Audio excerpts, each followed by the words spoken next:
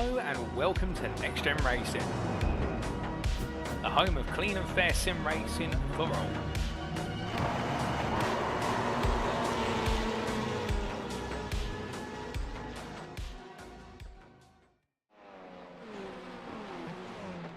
Hello, good evening and welcome ladies and gentlemen to the return of the NXTGEN Racing Touring Car Championship Season 9 as brought to you on the premier sim racing platform available only on PC, known as iRacing and proudly powered by none other than Doble Motorcycles. That's right ladies and gentlemen, after our summer mid-season break we are back for the second half of the season and we pick up from where we left off in the first 5 rounds of the championship, which were absolutely brilliant rounds, no doubt about it. We're a hotly contested championship now that is meant to run all the way to its conclusion in round number 10 in a few weeks away. But we are here today for round number 6 and there's plenty in store to divulge. Firstly, you may notice that it's no longer a focus on the orange lobby in this broadcast. Indeed, both lobbies, orange and blue, have been merged together and it means we have got a grid now spanning the best part of 50 drivers, all looking to compete for glory in their respective classes. Whether you be an orange lobby driver or a blue lobby driver, your championship still stands and we're going to see plenty of battling now with 6 classes of driver roaring their way around our racing circuits.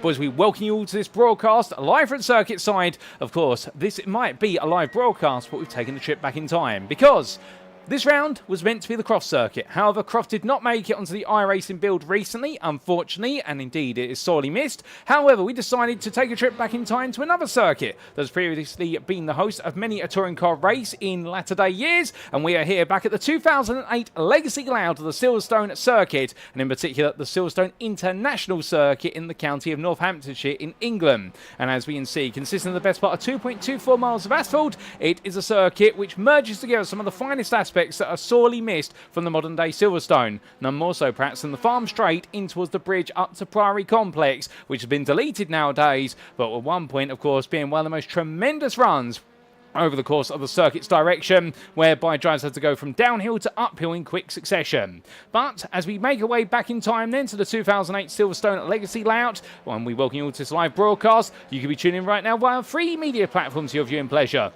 Firstly, you can be tuning in via one of the 2 official NXTGEN Racing media platforms, one of which being on YouTube at youtube.com and search for NXTGEN Racing, and welcome to you guys and girls tuning in via YouTube. Alternatively, you could be tuning in via Facebook at facebook.com/groups/NXTGEN Racing, and welcome to you guys and girls tuning in via Facebook. And lastly, we have the unofficial broadcast available on Twitch at twitch.tv/TX141, and welcome to you guys and girls tuning in via Twitch. Now, we may have the merger of the lobbies, but unfortunately, we do not have the merger of the commentary team, at least for this round. As many of you may be aware, Alex Everett was your host and commentator for the Blue Lobby, but unfortunately he's not quite been able to make it here today. So instead, you are left with myself, your Orange Lobby host, but now your Pan Lobby host the remainder of the season. And of course, we do hope that Alex is able to join us a little bit later on. My name is Paul Walsh, also known as TX141 or Britain a Spit, depending on what media you follow me on. And I will bring you all your racing action as it unfolds over the entirety of today and for the season still to come. And what a round we've got ahead of us. In terms of our schedule for tonight, then, times in British summertime, that's BST, or Universal Coordinate Time +1, UTC +1. And as we can see, in just under 17 minutes time, we're making our way into the qualifying session, 15 minutes in duration as always, and all the drivers out there looking to put their best foot forward. From 8 o'clock this evening, and 20 minutes later, we'll be heading to the grid for our first race of the day, and that'll be the first of 3 13-lap races, with race number 1 due to get underway at 8:20. After which we'll take a brief breather before returning at just before 9:10 this evening, in preparation for race number 2, and then we're doing the same before returning at just before 10 o'clock for our final race of the day. And race number 3, of course, being our partial reverse grid race, albeit there's been a bit of a twist in the tail with regards to that, and we'll come on to explain that very shortly. But as we come into the season then and resume the story, well, let's give you a little recap of what's happened so far and what's still lying in wait. As we can see, today is Tuesday the 29th of January 2025. It has been the best part of 6 weeks since we last went racing, and when we did, we concluded the first half of the season in the county of Cheshire at the Alton Park Island Circuit. Indeed, there were plenty of door bangs there in round number 5 across both of our lobbies. But seeing us into the second half of the season, here today at the Silverstone International 2008 Circuit in place of Croft, and next time out we'll be making our way to Scotland on the 12th of August on the Knockhill International Circuit, and it truly will be Scotland the Brave believe, in Dunfermline. We'll then be seeing round number 8 on the 26th of August, see our drivers head to the Donington Park Grand Prix circuit. We opened up the season, of course, at the Donington Park National Circuit, but we will be then seeing our drivers go to the full layout in commemoration of the return of the Donington Park Grand Prix circuit to the BTCC calendar now as a staple and indeed a double-header visit to Donington Park over the course of the BTCC season, and we could only make sure we accommodated it here in the NXTCC. Then in round number 9, our penultimate round, it's back to Silverstone, but we jump back in the time machine and go back to the present because it will be on the 16th of September. Now our drivers take on the present-day Silverstone National Circuit, albeit it won't feel as though it's too far away from the international circuit they're racing around today, because both of the circuits being focused on the northern half of the venue, and then we bring it all to a close 2 weeks after that by heading back to Brands Hatch to the Garden of England in Kent, albeit whereas we had round number 2 there with the Indy layout, we're going to be seeing our drivers conclude the championship campaign at the full Grand Prix layout on the 30th of September. So plenty of rounds to go, plenty of points on hand, and who is going to be our champions come the end of it? Well, that's the question we need to answer, and let's give you a recap of the championship standings after 5 rounds and see where everybody stands. Beginning with the orange lobby then, and we start off with the orange overall drivers championship, and as we can see, it is 5 points between Luciano Witvoet and Mikey Doble. These two right now have been exchanging blows back and forth over the last couple of rounds, albeit the big name that's been missing, and the man in theory who would be on course to lead the way in the championship because he was dominating up to the point when he had to withdraw for a couple of rounds due to personal health. Well, Wojciech,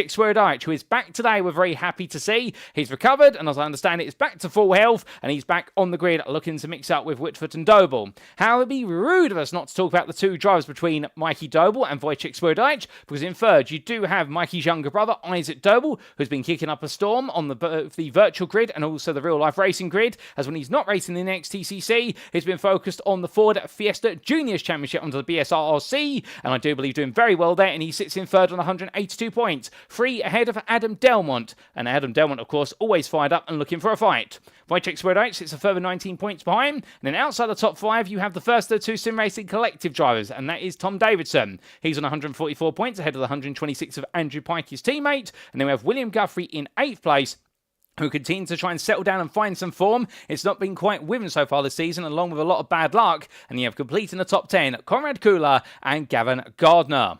Outside the top 10 for the Next Gen Pink driver, it's to another Next Gen Pink driver, best rest and length, Lee Horn. He's 11 points ahead of Reese Watt, the leading Pro-Am driver, and well, his teammate for JDM Motorsport is only 2 points behind in the form of Michael Lees.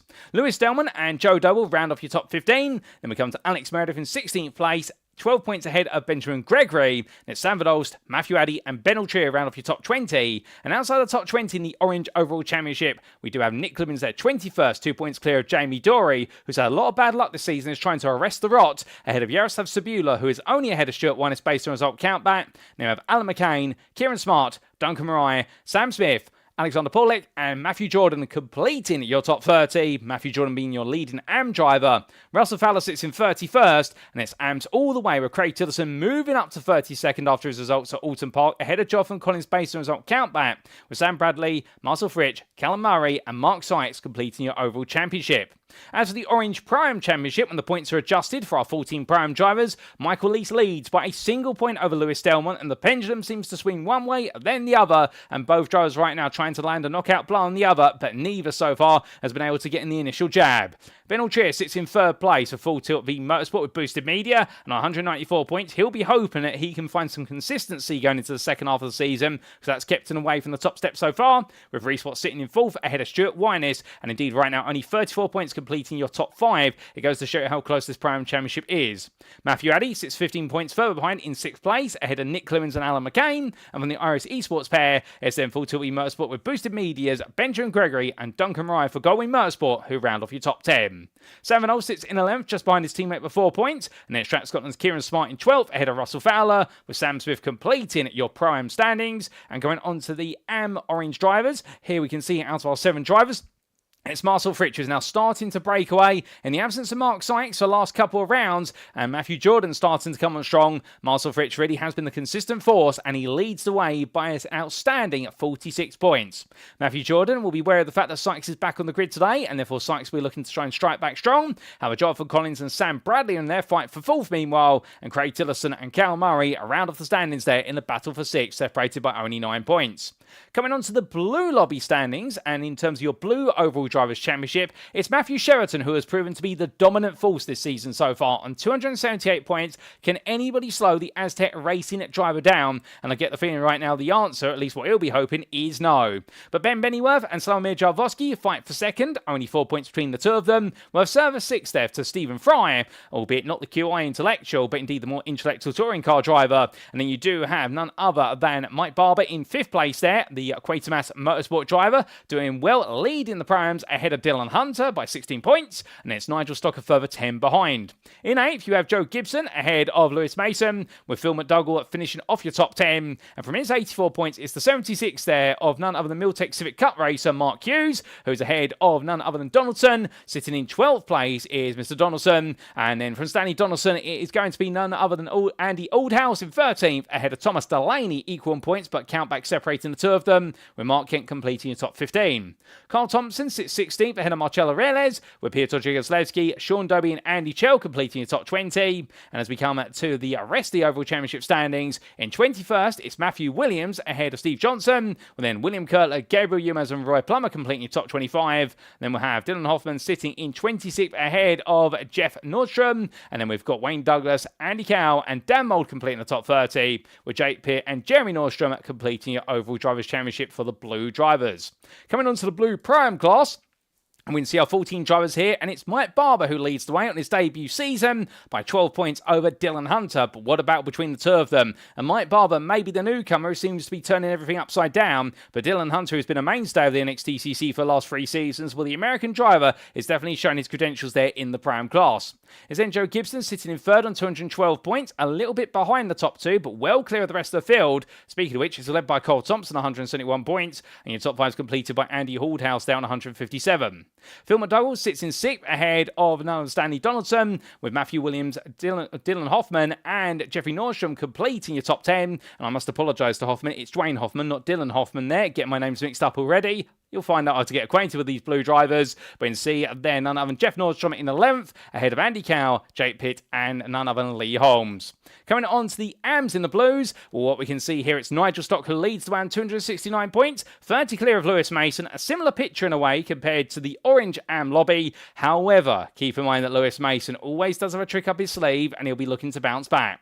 Thomas Delaney sits in 3rd, only 3 points clear of Mark Hughes, and you have Mark Kent in 5th on 160 points. He's had a difficult season so far, but he's 3 points ahead of Sean Doby, with Andy Cho in 7th for Quatermass Motorsport, and then it's none other than Steve Johnson ahead of Roy Plummer and Gabriel Yilmaz completing AM top 10.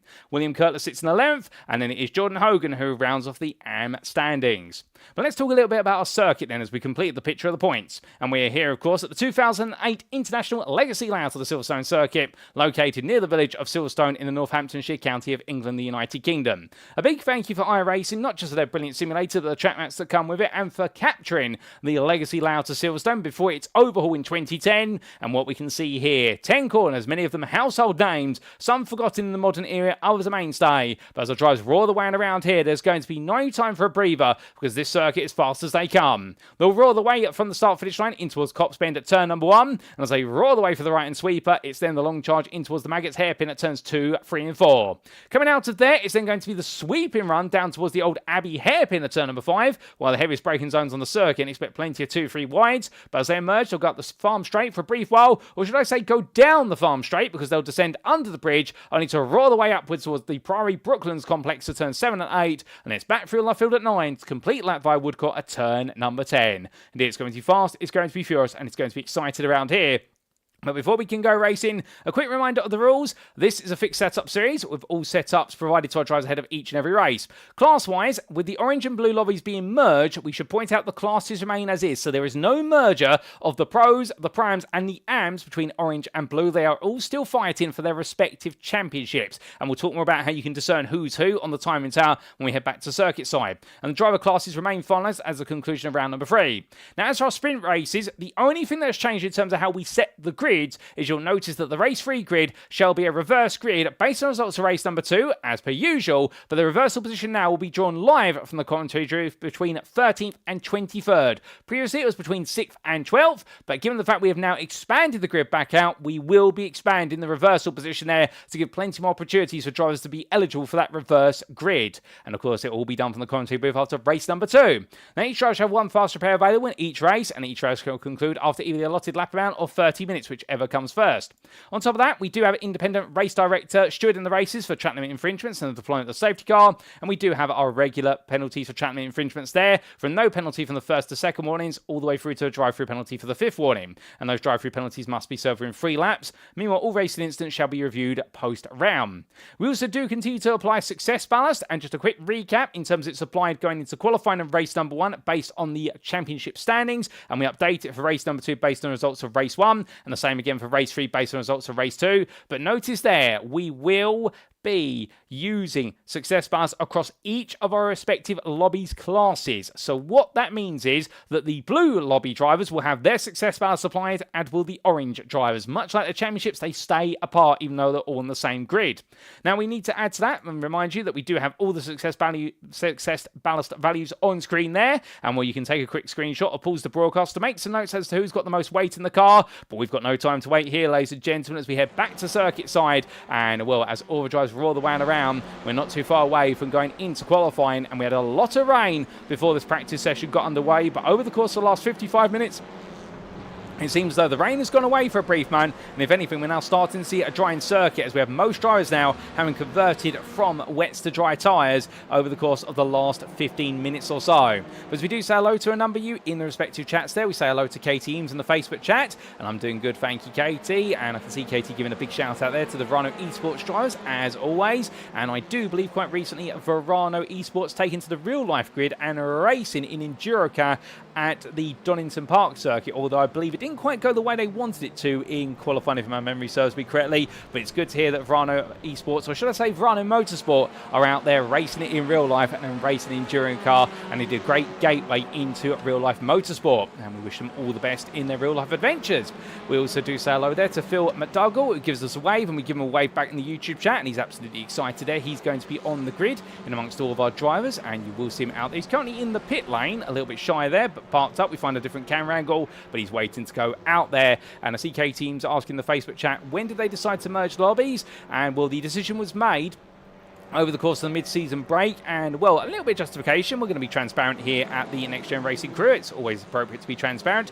We did see a gradual decline in the number of drivers in the blue lobby, and we also saw the natural withdrawal of a few drivers in the orange lobby, and it was decided, because the numbers were dropping quite sizably in the blue lobby, to merge them together in order to be able to bring the lobby sizes back up and give everybody the opportunity to go racing. However, with 3 minutes to go, let's talk a little bit about the significance of this lobby merge. Firstly, in the time tower, what you'll notice there is we now have 6 different colour schemes for our different drivers. You'll be used to the orange ones, whereby it was bright green for the purposes of the pro drivers in the orange lobby. Meanwhile, it was pink for those in the Pro-Am class, and it was light blue for those in the Am class. We have used darker shades to represent the blue lobby drivers. So dark greens, I should say, are blue pro drivers. Purples, or dark pinks, they are your blue Pro-Am drivers, and then you do have the dark blues, they represent your blue Am drivers. So hopefully that's clear, but indeed I think everyone right now will be very itchy to go racing, and our drivers have been warned that they score nothing by battling with drivers of other lobbies. But of course, the natural proceeding thing is that you are going to have drivers intermingling between the lobbies, so we are going to see some battles between drivers that will be worthless in the grand scheme of things, unless it's cost them the opportunity to try and score points off of a rival who's just up the road, or trying to break away from a rival, and that's going to be interesting to see here, because the NXTCC, it's always had 2 or 3 driver classes, but now that it's got 6 driver classes out there, well, it is going to get a bit hectic, and I can assure you we'll do our best to make sure all 6 classes get a fair amount of coverage where we can. But as we do see their confirmation from K-Teams with regards to the fact that Verano Motorsport have had 2 races now in Enduro, and they're having a good time of it and doing a great job of it, well, we do have Craig Tillotson out there somewhere, although I believe at the moment he might be parked up in the pit lane. In fact, is he here today? Well, I don't think Craig Tillotson's actually here at the moment, so perhaps he's joining a little bit late, perhaps he's joining midway through qualifying, but he definitely hasn't made his way so far to the Silverstone circuit. He might be on his way, and Phil McDougall there clarifying he's waiting in the pit lane for the circuit to dry. But talking about One of our blue prime drivers, Mike Barber, one of the big title hunters, alongside Dylan Hunter. He jumps up to 3rd place, but you'll notice there more and more drivers are moving onto the slick tyre, and the lap times are starting to drop astronomically here. And Mike Barber jumping all the way up to a 34.08, and now trying to find a bit more time as he roars his way on around. But as all of our drivers get themselves set and ready to go, well, I can imagine that right now there's going to be the thought process here with regards to our drivers. What exactly will be in store for them? Because this is going to be brand new territory with the fact they do have all 6 classes out here and keep an eye on each other, plus also a circuit which not everybody may be familiar with on the iRacing Simulator platform, but they'll all be familiar with regards to racing that's taken place around here in past times.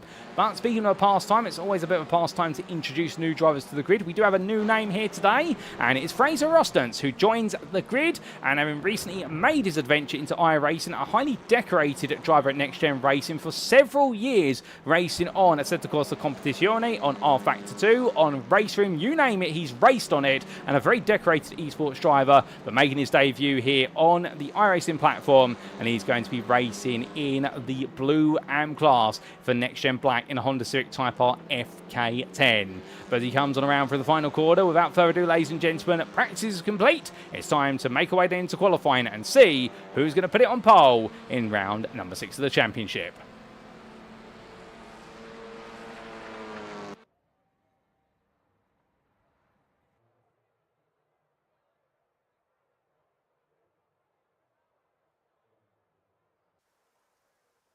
So as qualifying gets underway, it's go, go, go for 15 minutes, and the rain falls again. So the rain has made its way back over the circuit. Just a brief intermittent shower potentially here. We will have to wait and see, but that's going to lead to a lot of our drivers now thinking, do they put slicks on or do they stay with the wet tyre? Because, of course, it's always on the mind. And once they all roar the way out the pit lane, we will very shortly see for the data we get in our timing tower as to who's put which compound on. Well, William Guthrie there makes it out the pit lane, decide to try the wet, but it's not enough. You can see a dry line there, still very prominent, and if they can get out there quickly and continue to pump the laps in and get those tyres up to temperature, that dry line will exist so long as the rain doesn't become any heavier, and that is going to be the gamble. But heading on around, and of course, as Katie mentions there, if we're looking for Arno Motorsport Drivers Day, we're not going to have Craig Tillison, but we will have Russell Fowler and Marcel Fritsch. And we're speaking of Marcel Fritsch, where is he out on circuit? The Orange AM Championship leader. Well, we're going to find him very shortly out there, I believe. In fact, he's in the pit lane still. He's making his way out the pit lane. There is Marcel making his way onwards, the Austrian driver, and really the tour de force in the Orange AM class so far as he makes his way up towards turns 2, 3 and 4. But as he does so on that very narrow line, everyone's going to be trying to stick to right now, deviate wide, particularly on the slick tyre, and you'll find it will be to your detriment or peril. Well, he roars his way around. And what can we expect here in qualifying today? Well, it's all going to come down to the conditions here. We have seen rounds previously whereby, depending on whether it's gone from wet to dry towards the end of the session, or whether it's been dry at the start and then suddenly gone wetter and wetter, it might be the situation whereby getting a good lap in now within the next 4 to 5 minutes could be the fastest lap you're going to achieve in qualifying, and everybody else is just going to try and pick up the pieces. And well, we definitely have seen, conversely, of course, at Thruxton in previous seasons, whereby we did have the circuit drying right towards the end of the session, and that's where the best lap times came in, literally on everybody's final lap, and then we suddenly saw drivers spring all out of position. So that's going to be our prediction here. I suspect we're going to see a big shuffling of the grid, all depending on who is able to adjust the conditions well, but the rain does seem to be picking up, so therefore I think this might be a wet qualifying session. I think those on the slicks, they are going to get at least one lap in, but it's going to be a very temperamental lap, and you can already see that as Mike Barber comes across the timeline for Quatermass Motorsport. He's got right behind him there Thomas Delaney, and well, Delaney practically having to back off there. He can't carry any speed at all, backs off the entire racing line in fact, and then we do have one of the Track Scotland cars now getting into the queue there, and well, that doesn't seem to be working out at all as Kieran Smart has to back off. He backs off and a lot of drives back into him. I think everyone here is treading on each other's toes, as we do have there one of the full tilting Motorsport machines making its way up behind, and we also do have there Dylan Hunter trying to find a bit of pace in the yellow and black Hyundai Veloster, the DH Racing driver privateer, trying to carry on his merry way. Making their way around right now, everybody guessing exactly where the lap time's going to be, and I think a lot of drivers who haven't been able to get temperature into their tyres, particularly the slick runners, they might be coming around here and a bit of a crawl currently. And as soon as they come off racing line, as we do see Kieran Smart, they're taking a big excursion running deep. He's on the slick tyre. Well, that's only going to rob him of tyre temperature and make it even more treacherous. But as we do say hello there to Roger Pike in the Facebook chat, father of none other than all going to be Andrew Pike, the Sim Racing Collective driver, one of two of them, of course, the other one being none other than Tim Davidson. And I do believe they do have their team principal, Kieran Sharp, tuning in and right now giving them direction and giving them a weather update. Well, here is Andrew Pike making his way around. First lap times are starting to come in. Most of them are from wet runners. Wojciech Swierdajc, the only slick runner to get a lap time in, goes full for Andrew Pike, cross line as well. Is the slick tyre the right tyre? It doesn't seem to be. They're going to have to really work it hard. Well, we are already 4 minutes into this session, and that does sound as though we've got a lot of time left, but in reality, do we really? The answer is no. If you're on that slick tyre, you've got to think soon whether it's the right idea to be out there on it. And in fact, Andrew Pike, I think, stepping to the grass there, I think he might be conceding that this is not the right tyre to be on as he comes down in towards turns 3 and 4 and practically parks the car up. That's going to be a tow to pit for Andrew Pike, and that's going to cost him a lot of time because, of course, he'll tow to the pit, he'll put the new rubber on, and he's got to get an outlap in. That's all going to account for the best part about 2.5 minutes. So in the end, he will now only have about 7.5 minutes left of qualifying to go. A bit of quick mental mathematics. But as Mikey Doble makes his way around, the #1 driver defending his title this season, the 4-time NXTCC champion, was he heads upwards in towards Bridge and then Priory. Well, right now he's struggling to find some time out. He's yet to get about a lap on the board. I think Mikey Doble just building up here, and he does normally go very well at Silverstone, both in BTCC and NXTCC. And we're going to look forward to seeing what he can do here as he gradually makes his way through Brooklands and in towards Luffield. But in terms of the times that are out there at the moment, Ben Altrier is the fastest man on circuit at this time as he makes his way on around to complete another lap. And the full tilt Motorsport boosted media driver. He's currently the fastest out there, both overall and in orange Pro-Am. And heading on around and towards the timeline, well, this has been a bit more of a setup lap. He has gone a personal best in the final and the first sector, but he's 4/10 off his previous best of 36.343. And that rain is definitely building now. I suspect anyone on the slick tyre at this point will be sacrificing that tyre and deciding to go to the wet tyre very shortly. And we've got a lot of drivers yet to get times in. This could definitely be a very different grid when we make our way into the first race of the day. But we also say hello there to Bernardo Colbe, who's cheering on Alex Meredith. And speaking of the young Mr. Meredith, where is he out on circuit right now? There he is in the WSS Racing Hyundai Veloster for Whiskey Runners Racing.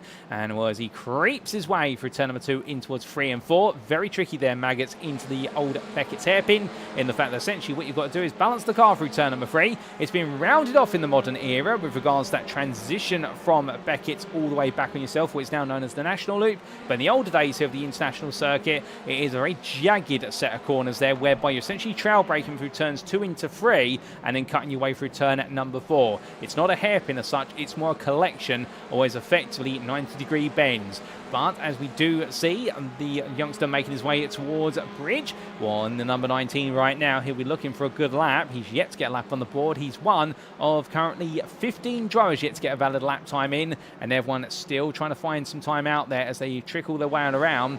But right now, nobody able to find an absolutely staggering lap unless your name is Ben Altrier or Conrad Kula. But Conrad Kula has in fact gone to the pit lane. He's decided to put on a new set of wets and perhaps a little quick splash and dash of fuel and have a look at the car, see what they can do with the brake bias. But everybody heading on around here as we say hello to Mark Kent, and I hope you're doing well, Mark. It's always good to see you in the chat. Well, we'd love to see you on the grid, of course, battling in the blue AM class. But everyone heading around here, 8 minutes left on the clock, and right now these lap times continue to come on down to a degree, and well, those who started on the dry found it was not to be. But those on the wets now, they'll definitely have those wets up to temperature, displacing plenty of water, as we see a bit of displacement there while the drivers running very wide. And I believe that is one of the full tilt Motorsport Vauxhall Vectra livery running machines, and that's in tribute, if my memory serves me correctly, to the Jason Plato and I believe Muller, or was it Alan Menu era where they raced for Vauxhall? That would have been 2001, 2002, I'm thinking of, in the white and blue coloration. I'm sure somebody's going to be able to correct me there. In fact, I might be thinking a little bit too far in the present. I might need to go back a couple more years, but not quite to the John Cleland era, albeit the infamous I'm going for first does spring to mind where I think of Vauxhalls and John Cleland. However, we're not going to be sticking the fingers up there today to say they're going for first, although I think some drivers would love to recreate that at some point. But with 7 minutes on the clock and a bit of a slide wide there, that was Lewis Delmont having a bit of a moment in the number 23. We'll get it back together there, does the orange prone driver, and let's Joseph Doble going through. And well, Joe Doble right now currently up to 4th place, the highest place the Doble Sim Racing drivers. And well, let's talk a little bit about your blue lobby drivers, and the big surprise here, Stanley Donaldson. Currently the fastest of any blue lobby driver, 5th place overall, and currently provisional pole sitter in the Pro-Am class of blue. And the Quatermass Motorsport driver here seems to be dialed in when it comes to these wet conditions. Now, one thing you'll notice we haven't really talked about is the cars available. We do have 4 TCR machines here. We do have the Audi RS3 as being piloted by the number 21 driver. We also do have the Honda Civic Type Rs. We also have the Hyundais in the form of the Elantra N and the Veloster N. But when you do have the rain, it is the great equaliser, and therefore there's no real strength or weakness of these cars. They're all very closely ratioed in terms of their top speeds and their final drive gears respectively. However, it's all going to be about using the gearbox to the best possible performance and also getting the most out of the car in the wet. As Wojciech crosses the timeline, he's gone personal best up to 3rd place, and he was purple sector in the 3rd sector, so he's finding a lot of time there. He was in the tow of none other than Track Scotland's Stuart Wynes, so therefore I think he's starting to get his eye in his Swierdijk, and he's only a 10th now, if that, of a Ben Altrier's overall pole time. But still, he's got a bit of time to go. He won't have too much success balancing the car compared to what he's used to, so that'll be a bit of a benefit. But Swierdijk here definitely back on fine form as he roars his way around. Andrew Point moves up to 7th place off camera, and further down the order, where are we with regards to our fastest blue lobby pro driver? Well, that is Ben Bennyworth. He's in 13th place at the moment as Isaac Doble demotes him. He's further demoted, as we can see there, a sudden leap up from other drivers. So Bennyworth falling down. That's Gavin Garner who's just leapt up. So Bennyworth right now sitting 14th, and he's got only the best part of half a tenth between himself and Slavomir Jarvoski. Conversely, where is Matthew Cheverton in all of this? The overall championship leader in the blue lobby. He's currently all the way down in 38th. He's having a very difficult day here for Aztec Racing, sponsored by Claremont, as he roars his way in towards Bridge. And I wouldn't be surprised if he's leaving it to a last gasp as he heads all the way up the hill. And well, I do see Mark Kent there correcting me with regards to the livery. It's the John Cleland Vauxhall Vectra livery from 1997. That sounds about right, in fact. That's a very good memory you've got there, Mark. I'm going to go with memory, or you're doing your research very well and very quickly, because they transitioned away from the Vectra. Oh goodness me, didn't they go to the Astra as of 2000, and that's when Jason Plato joined the team. I've got Plato on my head for some reason. I might be wrong about Plato racing a Vauxhall, but I want to say I'm right. He moved away from the Williams Renaults over to Vauxhall around that time, but I'm sure somebody will be able to point out. Goodness me, my touring car history, I need to take a refresher course on it. But right now, refresh the timing tower, and what you see is Matthew Cheverton sets the time of 37.930, but he's nowhere near where he wants to be right now, and he's got plenty of cars in front and around him, and it doesn't seem to be clicking together. Now, we should point out that a number of teams will be running retro liveries in commemoration of the fact that we are going back to 2008 for the Silverstone Legacy Circuit, and the thumbnail, of course, being a tribute to the old Peugeot 406s of the Super Touring era of the 90s, and Tim Harvey being one of the infamous drivers racing there, and now, of course, BTCC commentator alongside David Addison. But with 3.5 minutes to go, the one thing we have not done so far is we've not brought you on board lap with one of our drivers, and let's do so. And in fact, let's put the spotlight on a man who's definitely doing very well at the moment, and that is Stanley Donaldson, the Quatermass Motorsport driver there, with Andy Chell following him out the final quarter. He's currently the fastest of the blue Pro-Ams, and he makes his way around to go on to another flying lap. As he does so, dashboard on the bottom right, you can follow on with the gear changes and the speed. So heading across that timeline and up towards Cops Bend at turn number 1. He'll look to his left-hand side for his brake marker, and he'll be braking approximately 120 metres from corner apex. Tiptoeing his way through in 4th gear, and all the other machines available, it'll be 3rd gear, but given the gearing of the Audi, a higher gear is needed. And coming out to turn 1 and onwards towards Maggots he goes, brings the car to the right-hand side and now brings it leftwards before going onto the brakes here, through to dab of the brake to get the nose pitched forward and the weight over the front of the car, and into turn number 4 there as he completes the Maggots Beckett's hairpin sequence. Exiting out, now it's going to be flat out on the throttle from 3rd gear. He'll power his way all the way up towards top gear as close as possible as he comes through the left-hand kinks and down towards the Abbey hairpin at turn number 5. It's a long run, but he eventually will make his way there. But the one thing about this corner is it's unsighted. There's no brake marker to use, and he has to brake before the escape road, so braking about 150 metres from corner apex down to 2nd gear. Nice tight apex, and now back on the throttle immediately, and it's a short run through the curvature of Farm onto the straight as he heads towards Bridge. Now the bridge that no longer is there in terms of the racing circuit, through the right-hander he comes, and as he does, making his way on around here, it's going to be the run up through Bridge in towards Priory, holding the brakes once again and snapping his way through the left-hander. He'll build the throttle in before going back onto the brakes here for Brooklands.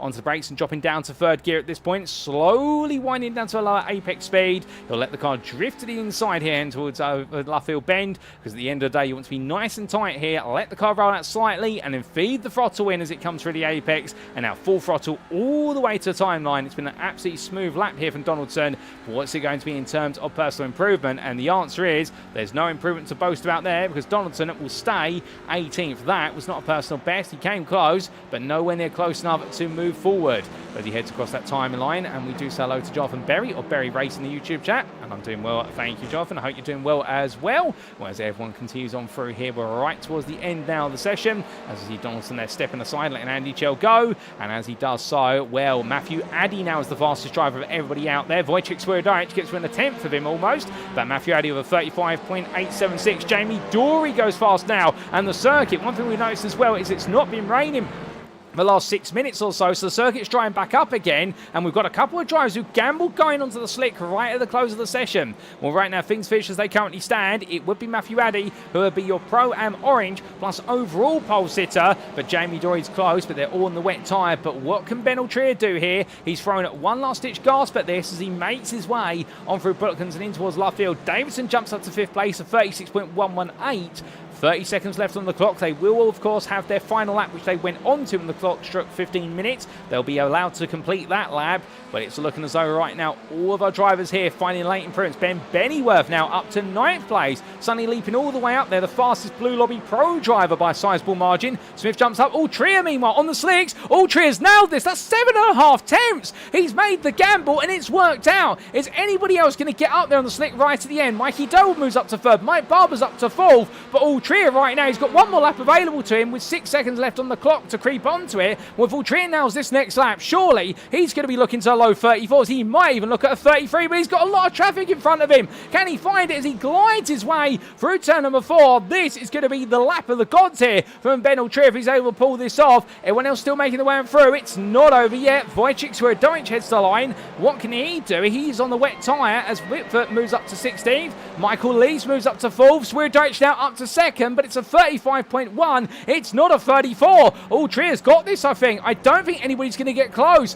What about Marcel Fritsch? He's on a fast lap as he heads towards the line. He was 43rd coming onto this lap. He comes off of it. And where's he going to be moved to? It's a personal best. He jumps up to 26th. Sonny moves into orange and pole position. Conrad Kula, meanwhile, goes 2nd. 6.5 tenths off for Altrier. But all our drivers still improving. Aldhouse now moves up to 19th place. There's improvement everywhere you look. But where's Altrier on this one? Is he on an improving lap? Was he decided he doesn't need to do it anymore? He is the only slick runner out there inside the top 25. We're coming out of the final quarter. We have a black flag for Duncan Ryer. That is the track limits that he's cut. Isaac Doble's up to 2nd. Matthew Addy's up to 3rd. They're all still improving. Ben Bennyworth's up to 7th. Dylan Hunter's up to 12th. Lee Horn's up to 13th. And Ben Altrier across the line. It's a 33.8. That slick tyre. Isaac Doble showed it's got life in it. And Ben Altrier absolutely rubber stamped this. And right now, the Full Tilt Motorsport driver has dominated qualifying by almost a whole second. Kieran Smart crossed. No, it's not over yet because Joe Doble crossed the line. We thought he was complete. He sneaks away with pole position with 33.837. My good Lord, he's absolutely got it right at the end when the circuit's in its perfect condition, and Joe Doble was one of the very last drivers to cross the line to go on to one more lap. That is qualifying done and dusted, I believe, ladies and gentlemen, unless there's any more surprise in the tank. William Kurtler has not set a valid lap, unfortunately, so he'll be starting from the very back of the grid. But that is your final qualifying results. Joe Doble takes overall pole position, and with it, overall pole position for the Orange Lobby, ahead of your Orange Pro-Am pole sitter, Ben Altrier 2nd, only 14 thousandths between the two of them. You've then got to look all the way down to 9th and 10th place for your Blue Pro drivers. That is Piotr Jigoslavski, just ahead of Ben Bennyworth, and then we'll take a look at the rest of the grid when they make the way there, and I'm sure it's not too far away, ladies and gentlemen, but my good Lord, it has been absolute pandemonium right at the end of qualifying, but that's what we love to see as we head to the grid, and this is how they line up for the first race of the day here in round number 6 of the NXTCC Season 9, brought to you on iRacing and powered by Doble Motorcycles. Joseph Doble then takes pole position, his first in a long time for Doble Sim Racing, by 14 thousandths over pro and pole sitter for the Orange Lobby, Ben Alchair for Full Tilt Motorsport with Boosted Motorsport. Isaac Doble starts third for Doble Sim Racing. He's in the company of Matthew Addy for WSS Racing. Then it's Conrad Kula who starts fifth today for Semper Racing. Good job from him, ahead of fellow countryman and fellow teammate Wojciech Swierdowicz, who starts sixth on his return to the racing. We then have Lewis Delmont starting today seventh for Next Gen Green, ahead of his teammate Adam Delmont. Son beats father there, albeit by a slender margin of 10 thousandths. Piotr Jagiełowski, he starts this one in ninth place, the fastest of the Blue Lobby Pro drivers for Semper Racing. Well done to him, and he's ahead of Ben Benniwer for Quatermass Motorsport by the best part of half a tenth. Behind them, starting on row number 6, it's Mikey Doble for Doble Sim Racing, ahead of Michael Lees for JW Motorsport, and Mikey Doble once again qualifying just outside the top 10. He seems to be making himself a habit of this, no doubt about it. Jamie Dory starts in 13th place for Next Gen Pink, ahead of Mike Barber, and Mike Barber being the pole sitter for the Blue Lobby Prime drivers. Well done to the Quatermass Motorsport number 4, ahead of Dylan Hunter by only 6 thousandths there for Adapt Sim Racing. And then we have Lee Horn joining Hunter on the 8th row of the grid. And from the Next Gen Pink trio, it'll be Stuart Winus of Track Scotland, who starts 17th. And he's just ahead of iRace Esports' Nick Clivins. Expect some sparks between those two when they go racing. Alexander Paulik starts in 19th place for World of Racing with STR Motorsports, ahead of Alan McCain, who rounds off your top 20 for iRace Esports. And then we come all the way down to the 11th row of the grid, where we'll find Tom Davidson for the Sim Racing Collective Esports, ahead of Slamir Jarvosky for Semper Racing. From them, it'll be then 23rd for Gavin Garner for Next Gen Pink, ahead of Duncan Mariah for Goldwyn Motorsports. And then it's going to be none other than Andy Aldhouse for GBRC, who starts 25th, third of the Blue Prime drivers there. That is a sizable gap between Aldhouse and then to Hunter and Barber. And then we do see Alex Meredith starting 26th for WSS Racing, ahead of Luciano Witvoet for World of Racing with STR Motorsports. And then Sam Smith completes that 14th row of the grid for iRace Esports. We have Sean Doby. He takes pole position in all of our AMs, but in particular takes pole position in the Blue Lobbies AM class for ATEC Racing. Well done to Sean. Indeed, he has been a bit of a wet weather merchant as far as I can remember, and has demonstrated that once again, the Scotsman has. He's in the company of William Guthrie, who rounds off your top 30 for Full Tilt Motorsport with Boosted Media. We'll then come outside of the top 30 and starting 31st will be your Orange Lobby and pole sitter of Marcel Fritsch for Rhino Esports. He'll be in the company of Blue AM driver Quatermass Motorsports Andy Chell. And then we have on row number 17 Benjamin Gregory for Full Tilt Motorsport with Boosted Motorsport, and Andrew Pike for the Sim Racing Collective Esports, who couldn't quite get it together in qualifying. He's got all the work to do there from 34th place on the grid, but keep your eyes out for him. He'll be fighting hard.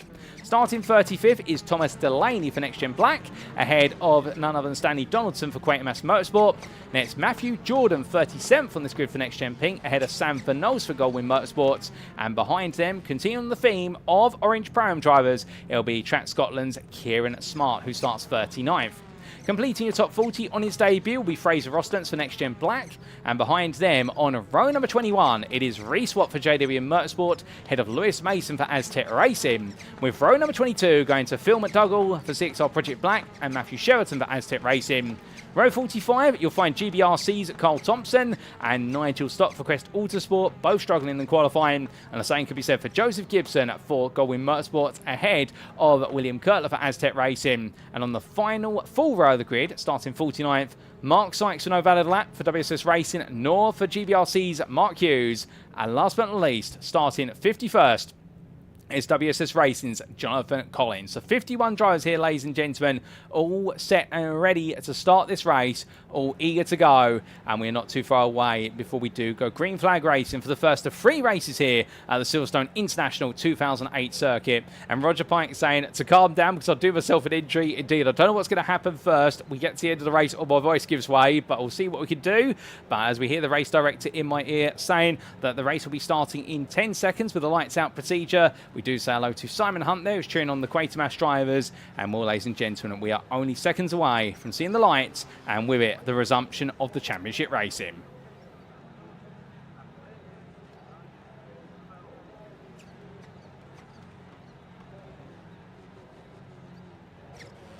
And I do believe there is a slight delay with regards to those 10 seconds. They're going to be a little bit longer than 10 seconds, but we're almost there. And in fact, here we go, ladies and gentlemen, the lights are going on. And well, it's been 6 weeks since the last race. With 1, with 2, with 3, with 4, with 5 red lights.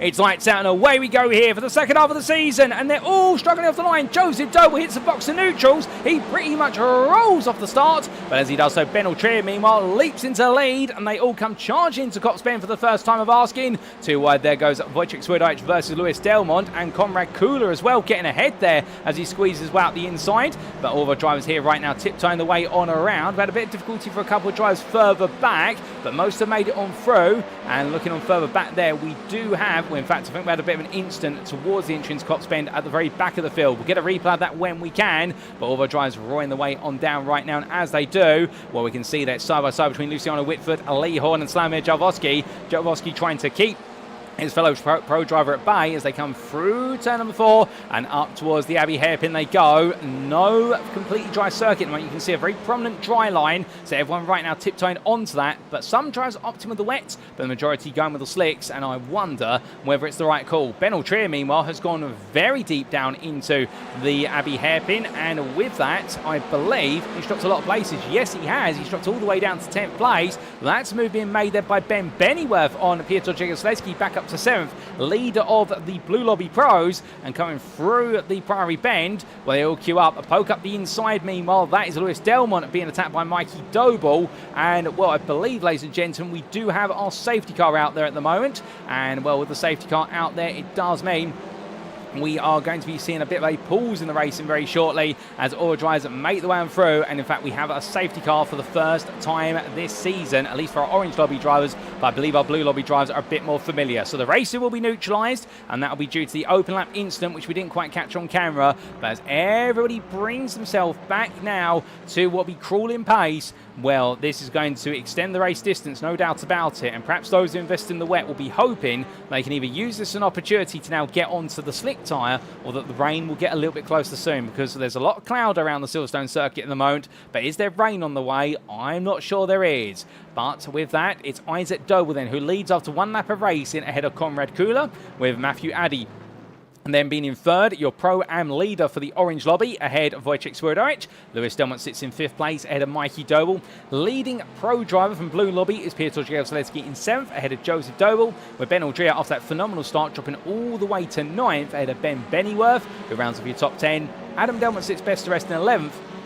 And you have to go some way back to 15th to find Mike Barber, who is your leading Blue Lobby Pro-Am driver, but he's comfortably in the lead of the Pro-Am class of the Blues, ahead of Dylan Hunter, who's 6 places back in 21st, and you only got to go 2 places back to find your Am Blue Lobby leader of Sean Doby, who had an absolutely phenomenal start, gained 6 places. Further on back, well, Andy Chell is the second of the Blue Am drives, down in 30th place, having held on to his starting position in class and gained 2 overall. William Kurtler, meanwhile, is the third of the Blue Am drivers. He's 34th overall, just ahead of Mark Sykes, who currently is your Orange Lobby Am leader. And, well, Fraser Rostance, meanwhile, is a little bit behind him, but you've got to go all the way back to Matthew Jordan, who's making his way out the pit lane and switched to the dry tyre, having started on the wet, for your second place Orange Lobby Am driver as they all head on around. But with a fair few in the pit lane, let's get a replay of the race start, and in particular what happened at the start, because there definitely was an incident. We're not quite sure what happened, but we know there's a big one, and here is the replay. Well, this is how the race starts. All just went charging up towards turn number 1. Matthew Jordan being one of many here involved in the incident. Oh, goodness me. Well, that was already kicking off before Matthew Jordan got to the scene. The incident, I believe, that would have been one of the Goldwing Motorsport cars being caught up there. Alex Meredith might also got caught up. Can we get a replay from Alex Meredith's perspective? Well, it was as they roared their way on through. We can see the Goldwing Motorsport car there, looking up the inside. Onto the brakes they went. A bit of a scatter moment. Marcel Fritsch coming straight onto the back of the Goldwing Motorsport Audi. Not quite sure what triggered that off, to be fair. Very interesting how it all panned out. Sam Van Ols was the Goldwing Motorsport driver. Can we get on board with him to understand? Let's just watch and listen in.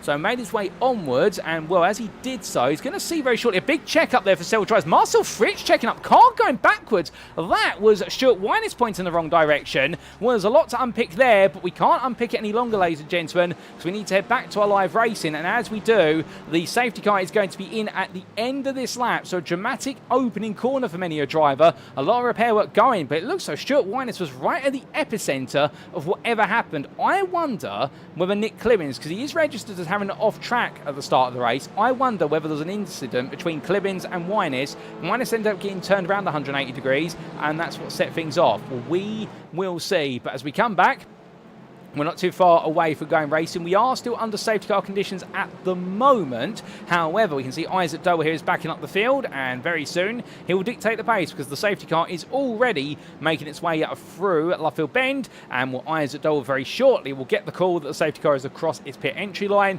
and when he does, he can say it when we do go green flag racing. In fact, as he makes way out of Luffield, Isaac Doble is going green once again already. So we are green flag racing, ladies and gentlemen. It is go, go, go on the end of lap number 3. And onto lap number 4, they charge as they roar the wan out. And as all the drivers do, well, we are go, go, go for another 10 laps of racing here in our first race of the day. But Isaac Doble nails the start, resumes the racing comfortably, and the rest of the field now needs to try and pick up the pieces. But speaking of which, there, Gavin Gardner takes a trip on the outside on the dry tyre coming through Woodcock Corner and realises there's no grip there as he wets the tyres. So coming in towards turn number 1, he's going to back off there behind Luciano Witvoet. Further up the order, Piotr Jegoslewski, he's going to defend versus Joe Doble, who takes a sneak peek one way, then takes a sneak peek the other way, but he can't quite find it at the moment. All these drivers tiptoeing around each other as best they possibly can. It's looking close, it's looking fierce, but nobody able to make any progress at the moment there. Much further back down the order, Joe Gibson,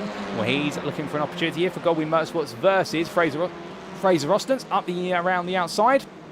In towards Maggots, and then through Beckett's he comes, and as he does so, well, that's going to be a straightforward move there for Gibson. Smooth as it comes, and past Fraser Rostance up into 37th place. It's all goodness me, that's not going to go well, and that is Benjamin Gregory being taken to the barrier. Oh no, well, that's a nasty one. Matthew Cheverton being caught up in that as he just tried to power his way through the scene of the incident, and well, they've bounced around on the circuit, and that is going to cost many a driver. Mark Sykes getting caught in that as well, and the man who was comfortably leading in the orange lobby AM class, he now, as you can see there on our timing tower, we can now show you when they have the meatball flag or where they've got to come into the pits to repair work. Mark Sykes, Matthew Cheverton have both got repair work to the car, and they will need to do it within the next couple of laps. Also, I believe Ben Gregory's already had to tow to the pits. It's a nasty one for all them, a big crunch, and we'll try and get a replay of that when we can. But conscious, we've got racing as well on circuit that we still need to cover.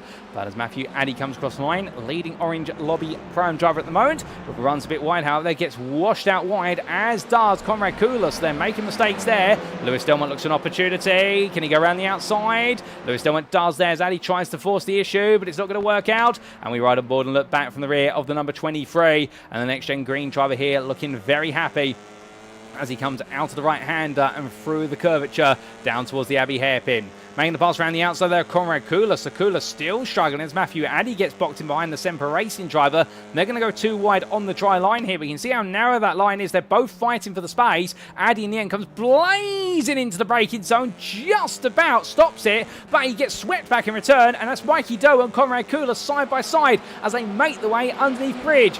Coming up then towards Priory, it's going to be interesting to see whether there's any more fighting, and Matthew Addy tucks back in here knowing he can't afford to lose any more places. Ben Altria looking up the inside there of Adam Delmont, but finds plenty of standing water on the apex curb. He can't quite make that happen at the moment, and well, the fighting is absolutely thick and fast between them. However, it'll be a long queue of cars for a moment as Sean Doby fights here with none other than Sam Van Olst. He's trying to look for a way through, tucking as well as Tom Davidson, as Doby for 88 Tech Racing finds himself on the outside there coming through at turn 8 into 9. It's going to be close between those two as they make the way around, but Doby at least trying to make some progress as Mion Davidson comes through, and that's contact time with Jaworski for none other there than what was Sam Van Olst, and Jaworski gets sent sideways but collects it back together. Andrew Pike as well, avoiding the wayward Andy Aldhouse there, and well, for Andy, that's a loss of places after gaining so many. He brings himself back on. Looks like he's limping a little bit of damage there, but hopefully it's just trying to get his bearings back together, because right now the fourth place runner in the blue Pro-Am class here, well, right now he won't want him to be feeling blue. He'll just want to score points big in the blue, and he'll want to be all smiles instead.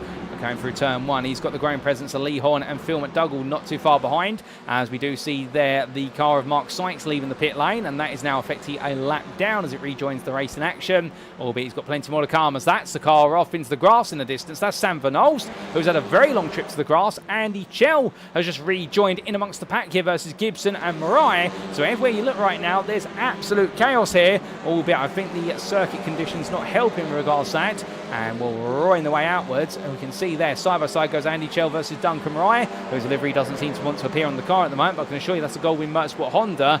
Down towards turn 5 they come, and Mariah there running to the outside line. What will be the inside into the hairpin, comes in blazing hot, and elbows then to Andy Chell. I think not recognising the fact by being such a tight entry line, he needs to brake about 25 metres early, and in the end, Mariah does get the place, but I can imagine that Chell will not be too happy about that whatsoever, as he now picks up the pieces and gets going again. But with all the battling that's going on here, well, meanwhile at the very front of the field, Isaac Doble looks to be in complete control on lap number 7, and well, indeed, he's got another 7 to go as he roars his way around with Wojciech Swierdowicz not too far behind. Swierdowicz is the faster of the two drivers at this point in the race by 4 tenths on that previous lap. So in theory, at least, you would argue that Wojciech Swierdowicz is going to be there within the next 3 laps to try and put on some pressure. But I wonder whether Isaac Doble might just be preserving the car and trying to make sure he doesn't get anything wrong here with regards to the lines. Oh, that's a big moment there. Who's that? It's Lewis Delmont taking a bit of rallycross line. He rejoins, but as he does, right onto the path there of the Semper Racing pair that have to split the seeds around him. That was Konrad Kula and Peter Jegoslavski having to go one way and the other. Jegoslavski having to back off there, as meanwhile Jamie Dory now at the inside of Jegoslavski, and their old rivalry from 3 seasons ago comes back to life. But as we do see them making the way out of Abbey Hairpin, well, Jamie Dory to back off there as we ride on board with our 11th place runner. As he comes down underneath the bridge, well, fighting to get into the top 10. He wants to try and move forward as much as he possibly can. Onto the brakes he comes and in towards that left-hander. And the next-gen pink driver here, keeping it close. But how close can he be? There's been a big instant further down the order. We're getting up down that when we can. Oh, Dory looking one way, then the other. He's going to try and cut around the outside here of Jegoslavski in towards Luffield. But you can see there, Delman and also Lease all queuing up together. So as Dory does get the cut back, he's not got anywhere to put the power down because he just finds the rear of the Audi in front of him. Well, Dory has been struggling with the Hyundai Elantra all season. The one car he hasn't felt comfortable with in his NXTCC career, but he's decided to drive it for variety. And well, as we can see there, Jegoslavski on the inside of Lease. Well, Lease having a poor run. Jegoslavski's going to go for the place. It's a lunge, but he will get it at Cotspen, but that also enables Lewis Delmont to get ahead as they all switch back and forth here. But now Dory looks one way, then he looks the other, trying to find some vision, trying to find a bit of grip on an alternative line, but there's none so, because there's still plenty of water on the outside line. Through Maggots and Beckett's he comes, onto now the next straight, and will gets the better exit. But Dory here just constantly looking one way and the other, but every time he goes to look, all he finds is the rear of that Veloster of Lee's, and also he finds a lot of wet tarmac in front of him, and neither are good for his health. But coming down towards turn number 5 right now, can he look for a lunge here? The answer is no, he can't, as Lease goes defensive, and will all continue to chop and change. But speaking of chop and change, we might be seeing a change at the very front of the field shortly, because Isaac Doble and Wojciech Swierdowicz are literally nose to tail. And well, we did say how long would it be before Swierdowicz got close to Isaac Doble. We predicted 3 laps, when in the end it only took him 1. Right now Swierdowicz lapping 6 tenths of a second faster compared to Doble, and we'll be looking for an opportunity here as they make the way onto lap number 9. But can Isaac Doble keep him at bay? Has he got anything here to throw up against the man who's a 2-time NXTCC champion? We'll run the way out of the right-hander Woodcock Court, and onwards they'll come towards turn number 1. Well, Doble here right now will be thinking, stay on that dry line. It's a narrow road surface. There's still a lot of water out there. Everyone's on slicks, and therefore the slick runners right now will struggle off that line. So Isaac Doble's just got to stick to his guns. But Swierdowicz, with the heat he's got in his tyres in that Audi, I can imagine he'd be willing to gamble it if he felt it was right to. When he gets close enough there to think about it into Maggots, but no can do. But what he'll do now is try and settle the run out of turn number 4 as he gets very close there on entry, goes to the cut back, and now gets the throttle buried in that Audi. But the Hyundai Veloster continue to show its all-rounder nature, good acceleration and traction, and we're coming down towards the Abbey hairpin. Isaac Doble putting himself right in the middle of the road, but you can see Swierdowicz trying to go all the way around the outside here. It's going to be a battle on the braking as they come into the right-hander. Swierdowicz gets a nose-head for a brief moment, but Isaac Doble on that inside line can force Swierdowicz out wide. Does exactly that. Swierdowicz tucks back in. Great racing between them, and will no change at the moment at least. But I have to wait and see what can happen in short order. But as they make the way up the hill in towards Priory, well, meanwhile, prior to all this kicking back off again, we look back to Nigel Stock, and well, right now, Stock looking quite quick there in the Crest Autosport machine as he tries to look for a way past Slavomir Jaworski, and well, the second place Blue Am driver trying to pick on the second place Blue Pro driver at the moment.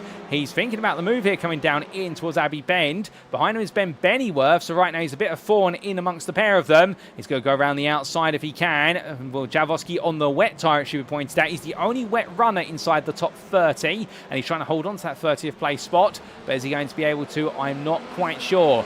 But what I'm certain of is that Duncan Wright is looking for a move here versus Stock. Up the inside he goes, in towards Bridge Bend, and immediately does it. And Duncan Wright is not hanging about anymore. He's absolutely going for these moves. But as they come out the left and into another one, we're looking up the inside now, Jaworski, and on that dry tyre, really getting his elbows out, makes contact, sends him round, everyone parts their way around, the two stricken drivers, and it's going to be Stock who gets in amongst all of them there and moves ahead, and falling through with them, that'll be Ben Bennyworth, and Stuart Wine is trying to find a way in, and Jaworski goes sideways, he collects it back together just about, but Ben Bennyworth in the end avoids the wayward Semper of Racing Elantra, and he makes the moves count. But from them, that's a change of overall lead, because Wojciech Swiatek has just gone up the inside of Isaac Doble into Abbey Hairpin. How did it happen, I hear you ask? Well, we're going to get a replay to explain exactly how that happened, and without further ado, ladies and gentlemen, this is how the move was made by Wojciech Swiatek for the overall lead of the race. So as a roar down towards turn number 5, well, Isaac Doble went defence on the inside, but notice there the right inside tyres on the wet line, went on the brakes, didn't have the grip, the car slid loose, and that enabled Wojciech Swiatek to get ahead. So Isaac Doble, in going defensive, pressured himself into a mistake, and Wojciech Swiatek in the end there to pick up the place immediately. And that is some brilliant battling between the two of them. And Isaac Doble kicking himself for that one straight after race. He'll know what he's done wrong, but he's also got to take in hand the fact that he's holding on to second place at the moment, and he is battling with a two-time champion. And Isaac Doble, to be fair, keeping him behind for that long, that is a valid achievement, no question about it. But Jamie Dory and Lewis Delmont here, they're fighting with Adam Delmont getting close. And I can imagine Lewis right now is probably saying, Dad, can you give me a hand? And I think Adam at this point will be just looking and saying to his son, no, you're fine. You're doing a good job. Just give me a minute. I'm going to try and get involved as well. Well, as the two next-gen green drivers try to battle with the next-gen pink Hyundai Elantra, well, the Civics right now eyeing something up fierce here as they go on to lap 11, but can't find a way in as they come through maggots this time around. Further back, well, we do need to look a long way back for some fighting between Duncan Wright and Ben Bennyworth. Well, these two have not seen the end of each other, albeit Ben Bennyworth will see the end there of Duncan Wright, running too wide out to Lovefield Bend, loses all the grip and drops all the way back as a result. And as he does so, falls all the way back to 33rd place. That's going to be a frustrating one there for the QuakeMaster Motorsport Audi driver, not the mistake he wanted to make. Further up the order, well, Tom Davidson is continuing to try and make his way through. He's currently in 19th place, which is where he started after a dismal start to the race. He's now trying to pick things back up again, and we're heading in towards turn number 6 and then 7 right now for Davidson. It's going to be all about here just trying to gain those places in preparation for race number 2 and see how far he can finish. But through the double left he goes. He does have close behind him Reese Watt, but Watt right now I think trying to stay close to him and just work with him to the finish. Fastest lap of the race now upgraded to a 28.1. That going the way of Wojciech Swiatek, 28.106 to be precise. He has pulled the best part of a 1.5 second gap over Isaac Doble. We have got a meatball flag for Michael Lees, who's going to have to come into the pit lane shortly for repair work. Not quite sure what's happened to Lees, other than things have gone wrong somewhere out on circuit. But right now things do seem to be calming down as we head onto the penultimate lap. Although saying that, Adam Delmont makes a mistake, runs wide out of Cops Bend, and that releases Gavin Garner to get back ahead of him. He had got ahead of Gavin Garner only moments ago, but Jamie Dory still frustrating Delmont, and well, these two continue to fight each other, and now Delmont finds himself to be the single car in the battle between Next Gen Green and Next Gen Pink, whereas previously it was Lewis Delmont and Delmont together. But what exactly happened to Lewis Delmont, because he's fallen down the order to a degree? Here's a quick replay to explain. Now, this was on lap number 11, and Lewis Delmont coming in very quickly into turn 4, went a bit too deep under braking and just tiptoed wide, and with the water on circuit, in the end had to bring the car back together and lost 4 places for the price of 1 error. Let's come back to your live racing. So back to the live racing we go, and with all the drivers continuing to push onwards, well, right now we look back to William Guthrie, who's not too far from the back of Mike Barber, and in fact here Guthrie looking to try and move into 14th place, trying to take on the Blue Lobby Prime leader, but Barber right now in the number 4, looking to be in control of this one as white flag waves. That means our race leaders cross the timing line, but Wojciech Swiatek clear by 2.5 seconds over Isaac Doble, and definitely seems to be in control of this race all the way to the very end. But Guthrie right now, he knows he doesn't gain anything other than overall starting position if he overtakes Barber. So therefore I think his focus is going to be just staying with him and make sure he doesn't make any mistakes, because looking behind him, there's Luciano Witvoet a second back. However, the World of Racing with STR Motorsports driver, if he sees an opportunity, he's not going to let it go, given they're both fighting in the pro class of Orange Lobby. But looking up to Adam Delman versus Jamie Dory. Will Delman around the outside of Dory there before Maggots. And well in towards back as they go. But Delman carries too much speed and glides his way to the gravel and to the tyre barrier. And Adam Delman just carrying too much momentum. Almost managed to get it stopped.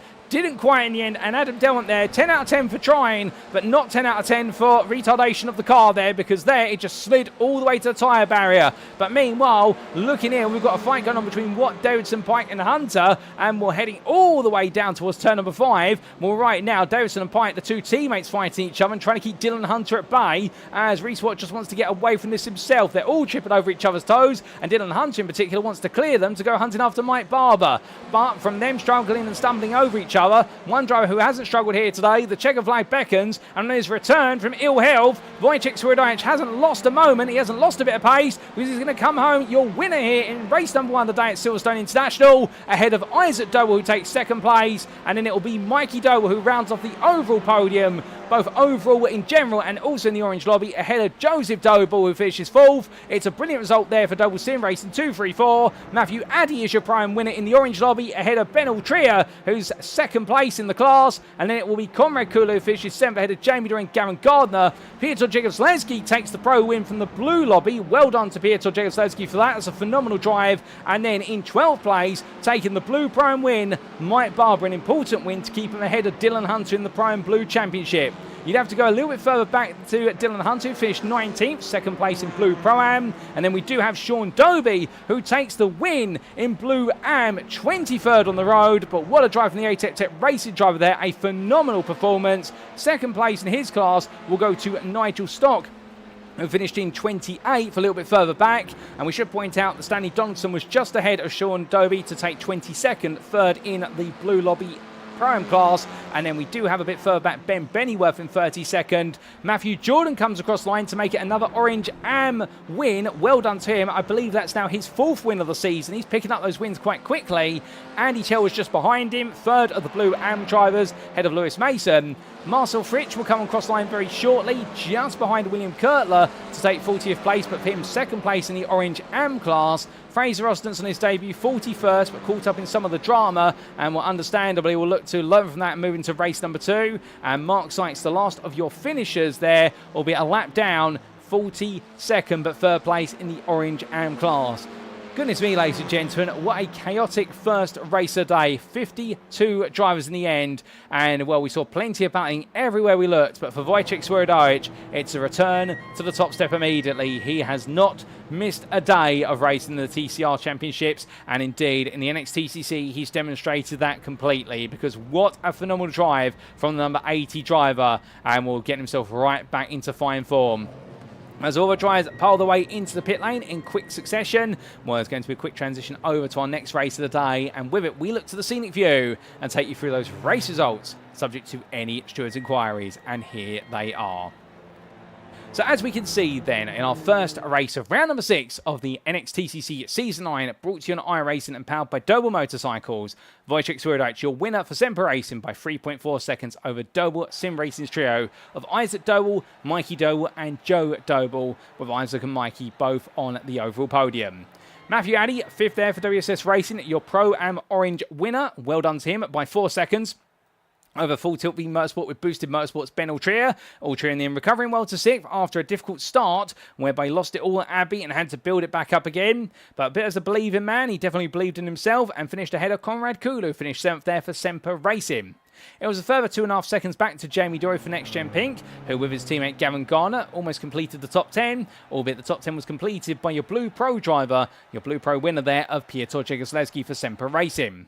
Nick Clemens was 11th, best of the rest, 3rd of the Orange Pro-Am drivers for iRacing Esports, ahead of your Blue Pro-Am driver Mike Barber for Quatermass Motorsport, who took the Blue Pro-Am win. Well done to Mike. With Lewis Delmont 13th place there for NXTGEN Green, ahead of William Guthrie, and then behind the Full Tilt Motorsport with Boosted Motorsport driver, it was Luciano Witvoet who finished 15th for World of Racing with STR Motorsports. Completing your top 20, it was a re-swap there for JWM Motorsport. Had a bit of a frustrating up and down race, but he managed to find his way ahead and clear of the Sim Racing Collective esports pair of Tom Davidson and Andrew Pike, with 19th place going to the blue Pro-Am run-up of Dylan Hunter for Adapt Sim Racing, and Next Gen Pink's Lee Horn round off your top 20. Outside the top 20, in 21st place, it was none other than Kieran Smart, ahead of Stanley Donaldson, with the Quantum Motorsport driver in the end taking third place in the Blue Pro-Am class. Well done to Donaldson. Sean Doble was your Blue Am winner by a comfortable margin of all the Ams for ATEC Tech Racing. What a drive from the Scotsman, 23rd. And then we did see Sam Van Olst in 24th, ahead of Michael Lees, with Joseph Gibson in 26th, ahead of Andy Aldhouse by the best part of a 10th. Nigel Stott was your Blue Am run-up, 28th for Crest Autosport in a recovery drive there that was worth a mention, with Stuart Winnes and Duncan Rye completing your top 30. Outside the top 30, we continue to walk our way down through the grid, and Adam Delmont there, well, he finished all the way back in 31st place, with a late instant cost him dear, but he was ahead of Ben Bennyworth, with Alan McCain finishing ahead of Matthew Jordan, who was 34th, and your Orange Am class winner there for Next Gen Pink. Andy Chell was just behind him at the line, making it third place in the Blue Am class. Well done to the Quatermass Motorsport driver, ahead of Lewis Mason. And then we did have a bit further behind them, Carl Thompson, William Kurtler, Marcel Fritsch, and well, Marcel Fritsch will run up in the Orange Am class and ahead of Fraser Rostance, with Phil McDougall being your last lead lap finisher on 41st place, ahead of lap down drivers Alexander Paulik and Mark Sykes, your third place Orange Am driver, with Slammer Javosky 2 laps down, ahead of Sam Smith, who was 5 laps down and classified as a finisher. And we did have non-finishes for Alex Meredith, Thomas Delaney, Matthew Cheverton, Benjamin Gregory, Mark Hughes, and also there for Jonathan Collins. So 51 starters, ladies and gentlemen, and in the end we did see a grand total of 41 finishers on the lead lap, and well, that was race number 1. But if you enjoyed race number 1, good news, we've got 2 more races to come, and we will be back in approximately 7 to 8 minutes time for the build-up to race number 2, ladies and gentlemen, and who will continue their run of form here at the Silverstone International Legacy Circuit will be soon to find out. But until then, take a brief breather, and as we do, we'll be getting a word from our title sponsor for this season, Doble Motorcycles. We will see you again very shortly.